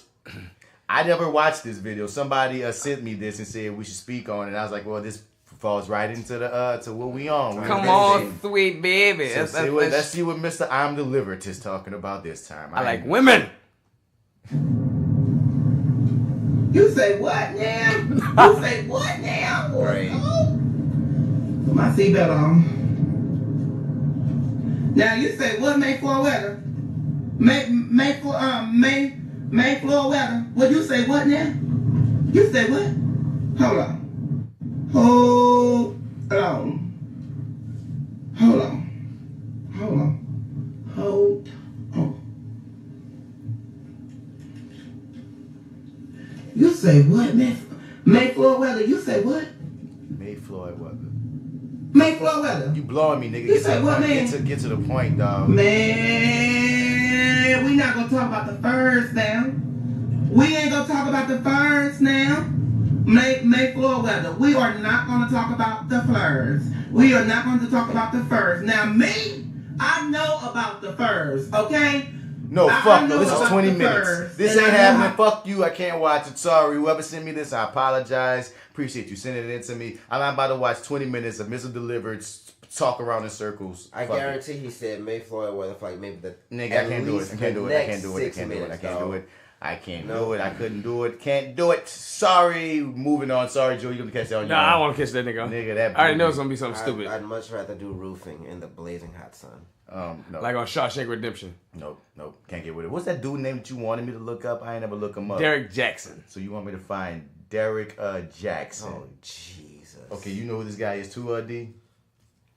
Yeah. Derek Jaxn. Is he on YouTube? Oh, is he? I think he's just on everything.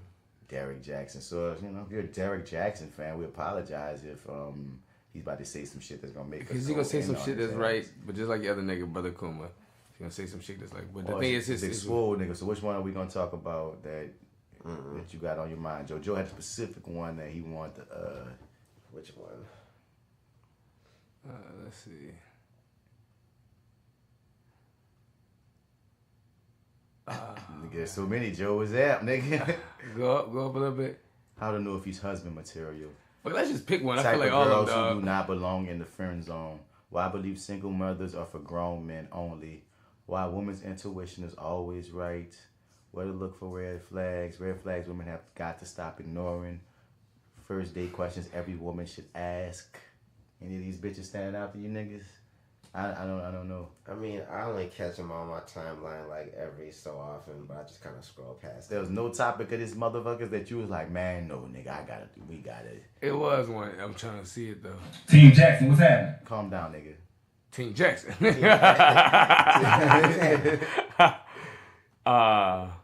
Four things a good man needs from a woman. How to move on from a narcissist. You don't have to beg for the love meant for you. 3 men you should not pass up. No, you are not asking for too much. 3 definite signs you lost the real one. When I hear it's her fault, she chose him. Why he left you for another woman? Oh my mind, I'm gonna click that. What's a super... Shut up, bitch. Team Jaxn. Oh shit. Well. She couldn't get 2 words out. Cut off so hard. Personally, now I don't care if it would have been a woman or a man at that point. So, I didn't want to hear no pop-ups, no ads. Shut the fuck up. For single moms, damn, he got his shit in sections. His YouTube is in sections. This is the single mom section for good men. Wait, so he has 2 sections for single moms for good men. Oh my gosh, so what you gotta tell a good man? How to know when a man values you? Don't give up on good men. If you got a good man, treat him like one. Send his message to black men, because he'd be a good man if he refuses to commit. I don't know if he's husband material. If you're this kind of man, I salute you. Things your man will not let you do if he love you. Signs you dealing with a grown man. Dog, come on, Joe. Which one of these things? Man, fuck it, let's just pick one, man. Why don't I make videos for men? My thoughts. Why don't you make videos for men? Let's see why don't you make videos for men, dog. Drag. Because it's patriarchy. Oh my God. We have enough videos for men. Oh my God. Come on, Jaxn. Let's see why don't you. Gotta say, just go ahead and Yo, what up? What up? Derek Jaxn here, man. We live again. Thank you for all of you tuning in. Some of y'all gonna get in late. Just go ahead and press rewind to catch everything I gotta say. You know, I wanted to talk about something because for the last probably week and a half, 2 weeks, I've been meeting a lot of guys who watch my videos and enjoy my content. Funny enough, you know, contrary to even my own belief, there are a lot of dudes who watch what I have to say and they like the stuff that I put out. Dope, they just don't comment. That's just not how fellas roll. Anywho, the recurring question I get is, yo, dude, why don't you make more videos for the fellas? You know what I mean? They like, yeah, we appreciate what you're saying about the ladies and we agree, but why don't you make stuff for the fellas. Let me tell you something, man. First off, I am making something for the fellas. Whenever I talk about how to treat a woman or, you know, detail the consequences of not treating a woman right and all of that shit, that's me making something for the men. And maybe we have to just change our perception of all these people telling us to go out here and fuck every girl walk in and, you know, dog every girl out and miss one, next 15 one coming. Like, that's the way to lose a woman whenever you meet a good one. That ain't the way to keep one. So when they tell you that shit, they're not saying anything for you. They're trying to help you self-sabotage your future with a good woman. You dig what I'm saying? Ask any man on earth about when he lost a real one. And ask him how cool that was. Ask him how cool. I can't hear him watching this. Let me see another one. I don't know, dog. Like his voice started getting on my Team nerves. Jaxn. It was like, and I'm not like up on the context of, you know, what he be on. So hearing him tell me about how other niggas mad at him, and I don't know what niggas mad at him for. No, first of all, he said, wait a minute. This is what he said.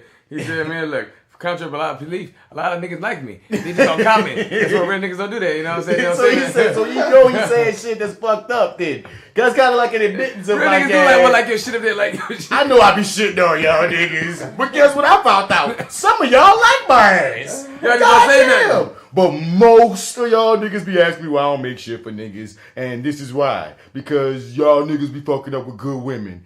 Listen, it's like you already lost the real one, nigga. I'm teaching you. Okay, go ahead, Jaxn. Go ahead, go start from the beginning. But I need to ask you something, dog. Does anyone know if this nigga got a woman?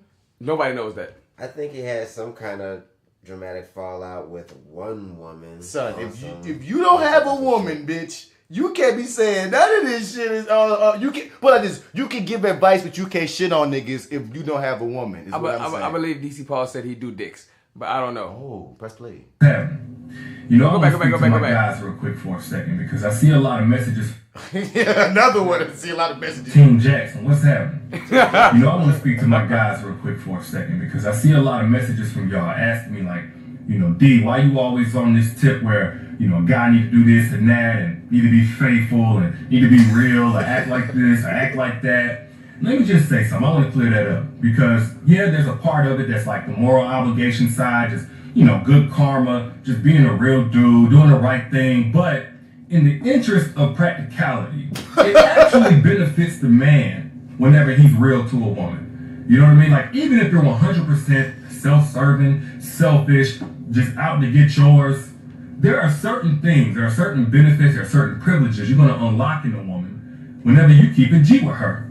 It's like a lot of y'all like to play video games. You know what happens whenever you unlock that special character that everybody else can't get? They're better than the average characters. They have higher power levels. They have different tricks and features and attacks and costumes. And I can't do it. I can't do it. I can't do them, all son. Right. I can't do them, son. Because this is what I want to say. This is why I scroll past him. This is what I want to say. I'm going to click on one more for you, dog. But this is what I want to say, dog.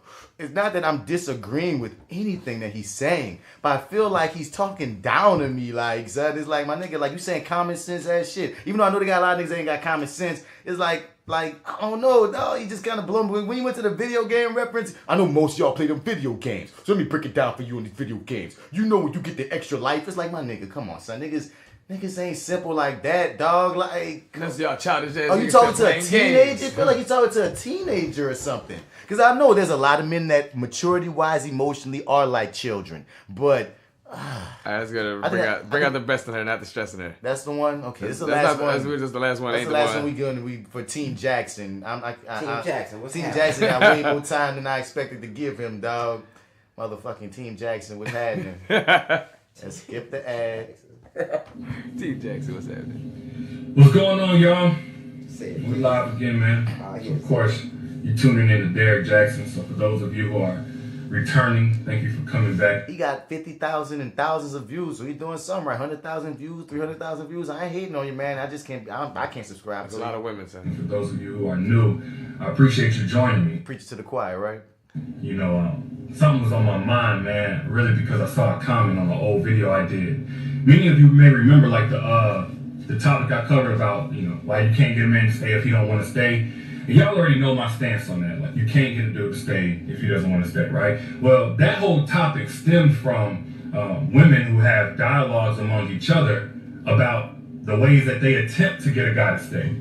You know, a lot of times it'll sound something like, you know, what you do in the bed for him, different positions you can try, how you can stretch to please him, or, you know, giving him head with grapefruits or cough drops or ice cream or whatever it is that you do, you know. Not talking while he watching the game or having some snacks ready. All these different things, right? And I just think it's interesting, like how women can have these conversations with their girls about all the ways they're trying to please a man, 101 tricks they're trying to do to please a man, their man, make him feel like a king. But brothers, we don't have those conversations, and we should. You know what I mean? Like, why is it that as a man, you can't come to your guy and talk to him about how you romance your lady, or ways that y'all can romance y'all's lady better until after the fact? You know, that's when a lot of dudes hit my DM up. Hey man, I fucked up real bad. I just checked one. Hey man, I fucked up real bad, man. Like, how do I get my girl back? I get those. But a lot of dudes don't want to talk about the different ways that they could make their girl fall in love with them over and over again. Again, until it's too late. But if you want to talk about, you know, pulling hoes, oh man, that conversation can go on all day.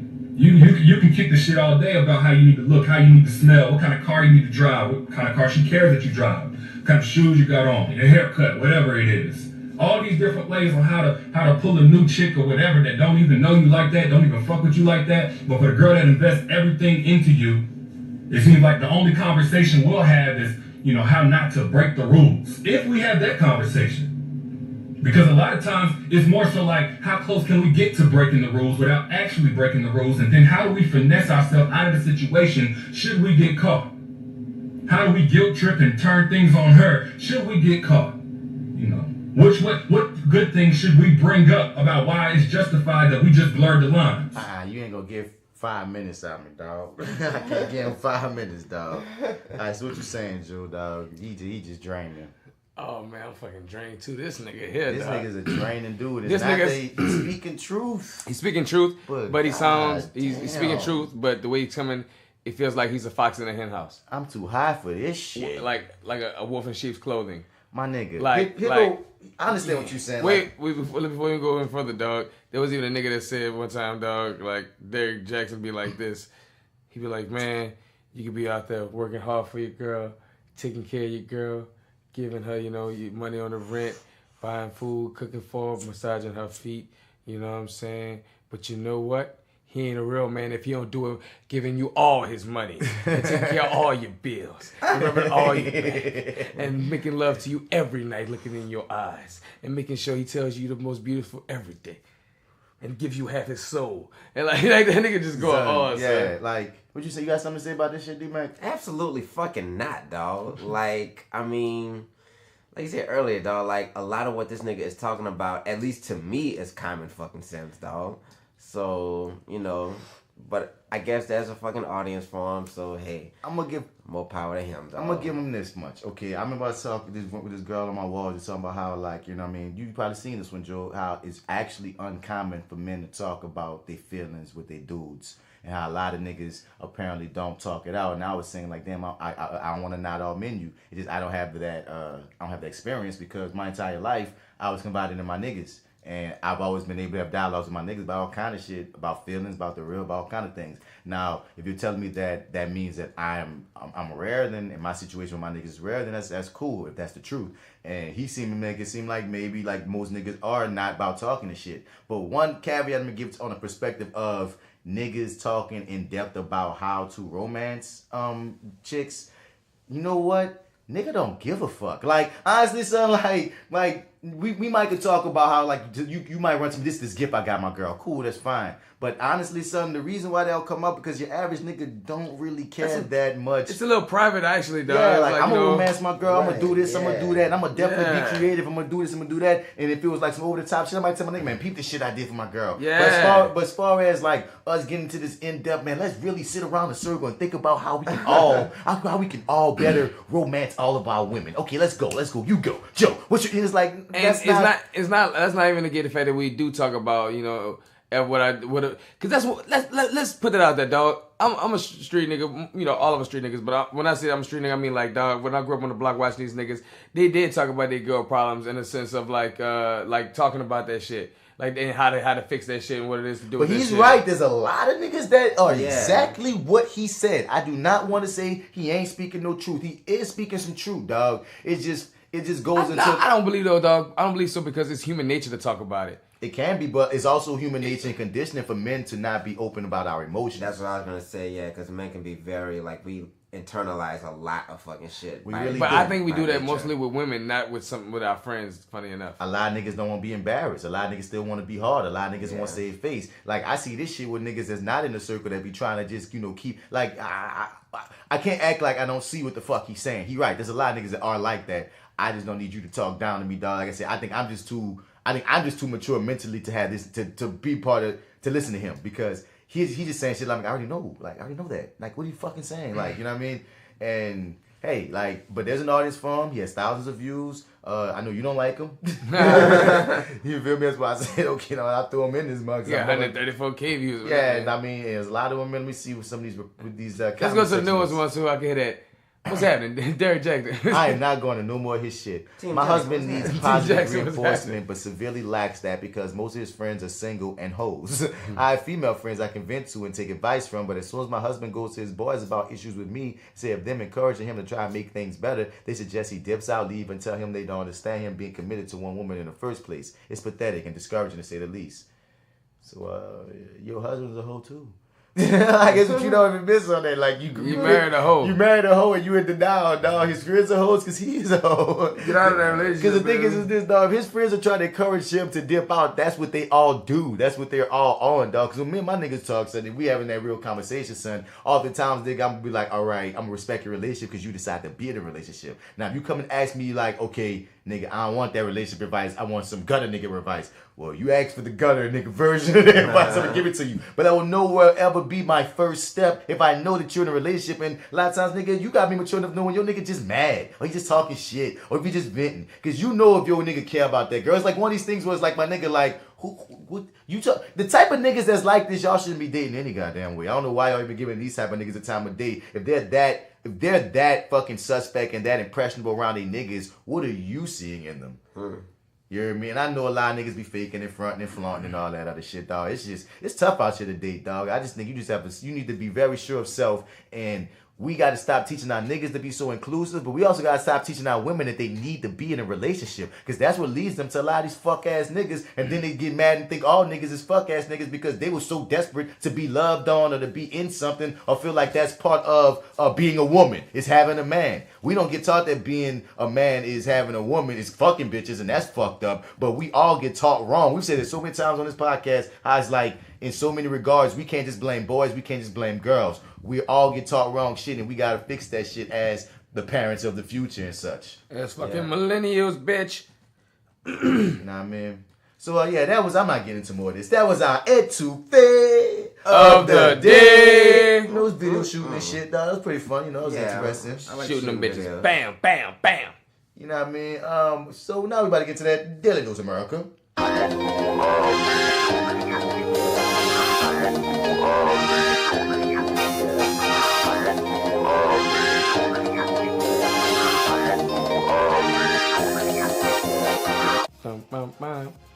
So, who's surprised that apparently there's been some omitted Bible. There's some omitted Bible. The museum shares a slave Bible artifact that reportedly omitted all entries that explored themes on freedom. Wow. Wow. The Museum of the Bible, located in Washington, D.C., has been sharing an Artifact of the Day series. This week, the museum, who say their mission is to invite all people to engage with the history, impact, and narrative of the Bible, shared an artifact that showed a picture of specially curated Bible that was selected and used by slaves throughout the 1800s. The museum shared that parts of the Bible taught the slaves misled passages and omitted scriptures that talked about or explored freedom. The slave Bible, as it was called in 1808, centered around the themes of obedience, submission, and acceptance, according to the museum. The post went on to say that a portion of the book of Exodus was inaccurate and omitted the part about slaves escaping from Egypt. The editors left out entire books and large portions of others. Their selection stressed obedience, submission, and acceptance. Information like this can help us understand the depths of what freedom truly is. Freedom starts with a mindset. So, dude, like, we already knew this shit was happening explosive in a macro level, but that's the micro of like, damn, nigga, like, yo, that's big. That is really interesting now, because when you look at how we still in this religion, how did we acquire Christianity? In the first fucking place. And we know how we acquired it, but I mean, look. But how it's stuck. And what parts of it stick. Because even when you look at how fucked up marriages are, oftentimes they be like, oh, the black family is broken up because black men leave. But they got so many levels to a lot of this shit about what we was even taught about the family dynamic, dating back like how your grandma put up with so much shit from your grandpa because they was taught submission, obedience, and such. Only a nigga could speak. The Bible, all kind of shit is within this shit, and then you look at they cut shit out. They specifically made it seem like the slaves never got out of Egypt. Like, that's blasphemy in every regard. I'm not even the most religious motherfucker. Like, wow, any part of a slavery getting freedom in the Bible was cut, and that's how we help keep the slaves in line. And you want to talk about how important the media is and how you shape a motherfucker? Ain't no fucking Moses, nigga. Nigga. Ain't no Jesus, nigga. Imagine if you went to... Jesus wants you to be a slave. Jesus wants you to be a slave. Imagine if you went to go see Black Panther and all in that bitch, all you saw was Black Panther losing to white people, submitting to white people, and the movie ended where the white motherfucker is Black Panther, he has Wakanda, and everybody bending to him. And that was the only movies that was allowed for black people to see. Nigga. And you talk about power, you talk about the power of whether it's the written book, whether it's the shot film, whether it's whatever it is. Nigga. White Panther. Nigga, there's a White Panther, that's some other shit. But anyway, son. That's crazy. Nigga. Any thoughts on that? Man, that's a big eye opener right there, dog, on the sense of like, I need to share this with a lot of Christian folk. So it's not even surprising. It's not surprising. It's not surprising, but it's just just so trippy wild. to see. It's like trippy to see that there was a slave Bible, and it's like, that is the Bible that they were so like beholden to. Like, this is what like struck fear into them. Like, the Bible that we have now is powerful over people's mind just on its own. With its own contradictions and shit. Right, just this one. But this one, which was specifically to enslave black people. And to stop us from killing ourselves, because there's a whole lot of before we was given religion, there was a lot of suicides because niggas thought it was all for naught. It was endless, and at a point they cut us from our religion. So it was a period of time of black people where we didn't know our original religion no more, and we didn't even have Christianity. So we just out here like, fuck it. So they wanted to give us something to make us feel like, well, if you just be a good nigga right now, when you die, if you're a good nigga, you will then go to heaven. It was just about being a good nigga and submitting and being obedient, and that's why I be feeling like why they still got white Jesuses in these black churches. You hear me? However I feel about the Bible, son, your own Bible say that Jesus didn't look like that, dog. Why y'all still purporting that shit? But this is a slave Bible, dog. Yes. This shit is so fucked up. This is our own special made Bible, dog. Your mindset is so fucked up, dog. And that shit stick. Like I said on the Black Lightning podcast, to this day, there's people who believe that Joker killed Batman because in that Tim Burton movie in '89, Jack Nicholson, they made it like Joker killed Batman. And what you first learn, you stick with you. So even after the slave Bible was taken, these old head people still carried those same stories and that same mindset they were still affected by it. By that. So even when they were teaching the new Bible, they were still interpreting the old ways. So a lot of old ways carried on that shouldn't have into our community, man. That's nutty when you see the slope of that just break down. Butterfly effect. And it just makes you wonder, like, you know, how would history have differed if they had the Bible that did include things like freedom? Like, would they have fought back, like, in some kind of way? Fucking right, they would have probably fought back. I said some hope to rise up. Or if we would have just been allowed to keep the original religions. Because we act like there was just one religion. That's like saying there was only one African tribe. There were different religions that we never got back, that we never know about. That for all we knew, they cut that shit because that shit was inspiring niggas to be like, nah, we fighting. Because nigga, I do not believe the first slaves didn't fight. I feel like the first slaves fought and then they were made examples of, you know what I mean? And then it was a long period of time of niggas just being subservient. Because you ain't gonna just go from being them niggas to being subservient. No, I don't even care if they were saying like a lot of original slaves were already like slaves and criminals and prisoners to other blacks in Africa. I don't give a fuck if you was a criminal. If I'm a criminal and I'm getting sent to another nigga to do shit that wasn't on my tab of what I was fucking in prison for, nigga. Nah, nigga, whether I was supposed to be a slave to this nigga or whether I was supposed to be in quote unquote jail, whatever that might have been, for stealing this nigga goat or whatever the fuck, I know my punishment wasn't to be a fucking appliance for this white nigga in another part of the world. Fuck no. I know they was fighting at first, dog. Right, most definitely. It's crazy. I would like to see like a video series of some kind, like some kind of study on like, you know, how this has affected black people over the years, or like how things could have been different maybe. They got documentaries of similar regard. Cause like I would just love to just know like if slaves were able to read the story of how the Hebrew slaves got fucking free under all that pressure. Wait, pause. Then you gotta remember this part. Only one nigga per group was allowed to even read the fucking book to the group. Yeah. So this one nigga that was entrusted by Master, so that say a lot about who this nigga was, to read this doctored book. Doctored book. That's crazy, son. That is just really wild. And you the feel Lord like, said, bow on your knee, nigga. And you feel like because it's coming from your nigga and your family, the motherfucker that look like you, that he telling you the truth. Yeah. Well, Brother Jones then said it. Thus be the word. Amen. Amen. Now go bend over for that white man. Boy, but the song still be beautiful though. It's sung beautiful. Down by the riverside, down by. Hero highlight, bitch. Stop the madness. Stop the madness. Stop the madness. Stop the madness. Stop the madness. Stop the madness. Stop the madness. Stop the madness. Oh man, this hero highlight, this first one, man. This one goes to MarleyDias, who talks encouraging kids to read and getting kids involved in activism. It is very nice to see you again, because I met you. You knocked my socks off. This is MarleyDias, little black girl that's, you know, getting in there right when now. you were 10. It's and when you she was on The View. founded the 1,000 Black Girl Books campaign. Tell us why you started that. So I originally really started it because I really love to read, and I always wanted to see myself reflected, and my parents did a great job, making sure that little black girls and little brown girls were able to be in my library. When I went to school, I only read about white boys and their dogs. I read that story in school, and as much as I really respected my teacher, and I thought that it was a good idea to continue to have us read and be in discussions, we were only learning about one person's experience and one type of experience. And I thought it was a real problem because I had the opportunity to see myself being reflected, but all these other girls, especially black girls in my class, did not see themselves as important and did not see their identity to be strong and deeply rooted inside of them. So I wanted to make sure that I would be able to tackle that and help other girls and see themselves. So I've collected in total 11,000 books that are black girls as the main characters. And everything that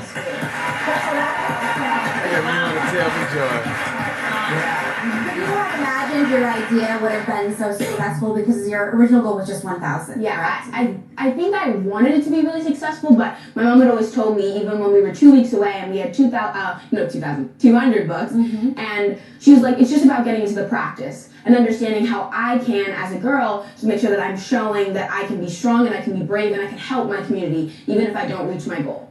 Okay, so how old are you again? I'm 13. Oh my God, I don't think I even got out of bed before I was 13. So you've just written your first book, right? And MarleyDias is Getting It Done. That's the name of the book. And how about MarleyDias, not Diaz, MarleyDias. It's getting it done for you. Yeah, it's about inspiring kids to create change for young people who want to make a difference like you did. Where did you start? Where should these girls and boys start? She got them fucked up on this video, man. So we just I just want to a little bit more. I just want to talk a little bit more. Alright, man, I'm just saying we on some fucking time right now. Well, give them some advice on how to do this. I think the first thing, and there's two really important parts, is educating yourself and figuring out what your passion is. So a lot of people, they don't really know, like when you're young, and I was lucky enough to know what I really cared about, which was reading and writing and literacy, but a lot of the times kids don't know what they like and they don't know what they want to do, and sometimes they're pressured to do things that they don't enjoy, and they feel like they're supposed to say yes. but they don't really enjoy those things. So finding your passions and also being honest with your teachers and your parents that I don't really like to do this anymore.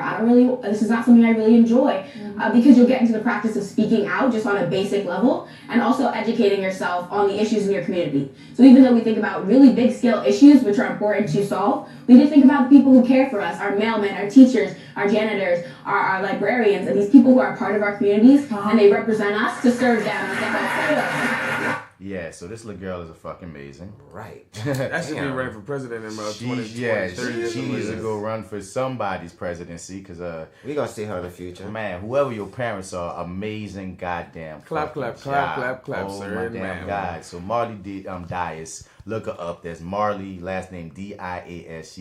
Keep an eye on her. She's going to be amazing in the future. Yeah. Next up in this hero highlight, man, was this thing I saw on Facebook, was this meme. I'm not... Oh man, they deleted it. Oh my God, it don't exist no more. Apparently, it was this meme about this guy that created a vaccine for something. I forgot what it was. And they had him killed, and then they threw him off a bridge, and then they repurposed his vaccine in Africa. And it was like, don't forget this nigga name. And now they've deleted the freaking post. The page ain't even available. Oh yeah, I seen that too. And the name was like some African shit, so I couldn't even like pronounce it. That's some crazy shit, dog. Damn, that sucked. Damn. I read that shit too. That just happened live at 5, dog. Well, last up on the hero highlight, man. But go Google that situation. Damn, dog. I feel like they won in front of our face. like they got a point right there. This black woman who helped create the GPS finally gets some recognition.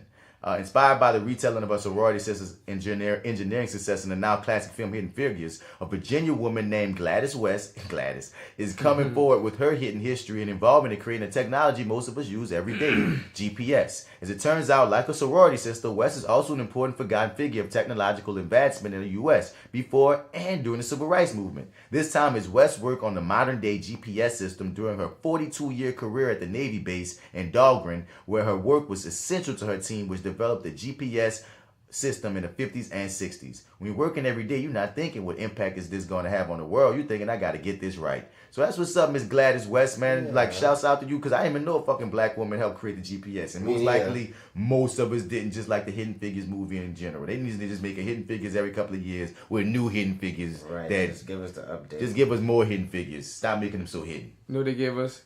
Astronaut Wives. You were damn right. I auditioned for that goofy ass show. I ain't never saw if it was good or bad, but I rather Hidden Figures. Hidden Figures, the black astronaut ladies. Right. Yeah, man. So that was episode 46, Side B, FLYWITHBATS podcast, man. Yeah. Oh my God, dog.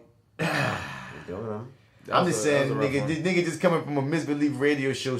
Go subscribe to the Misbelief radio show at themisbelief.podbean.com and wherever you get your freaking podcast from. Because what's funny is this.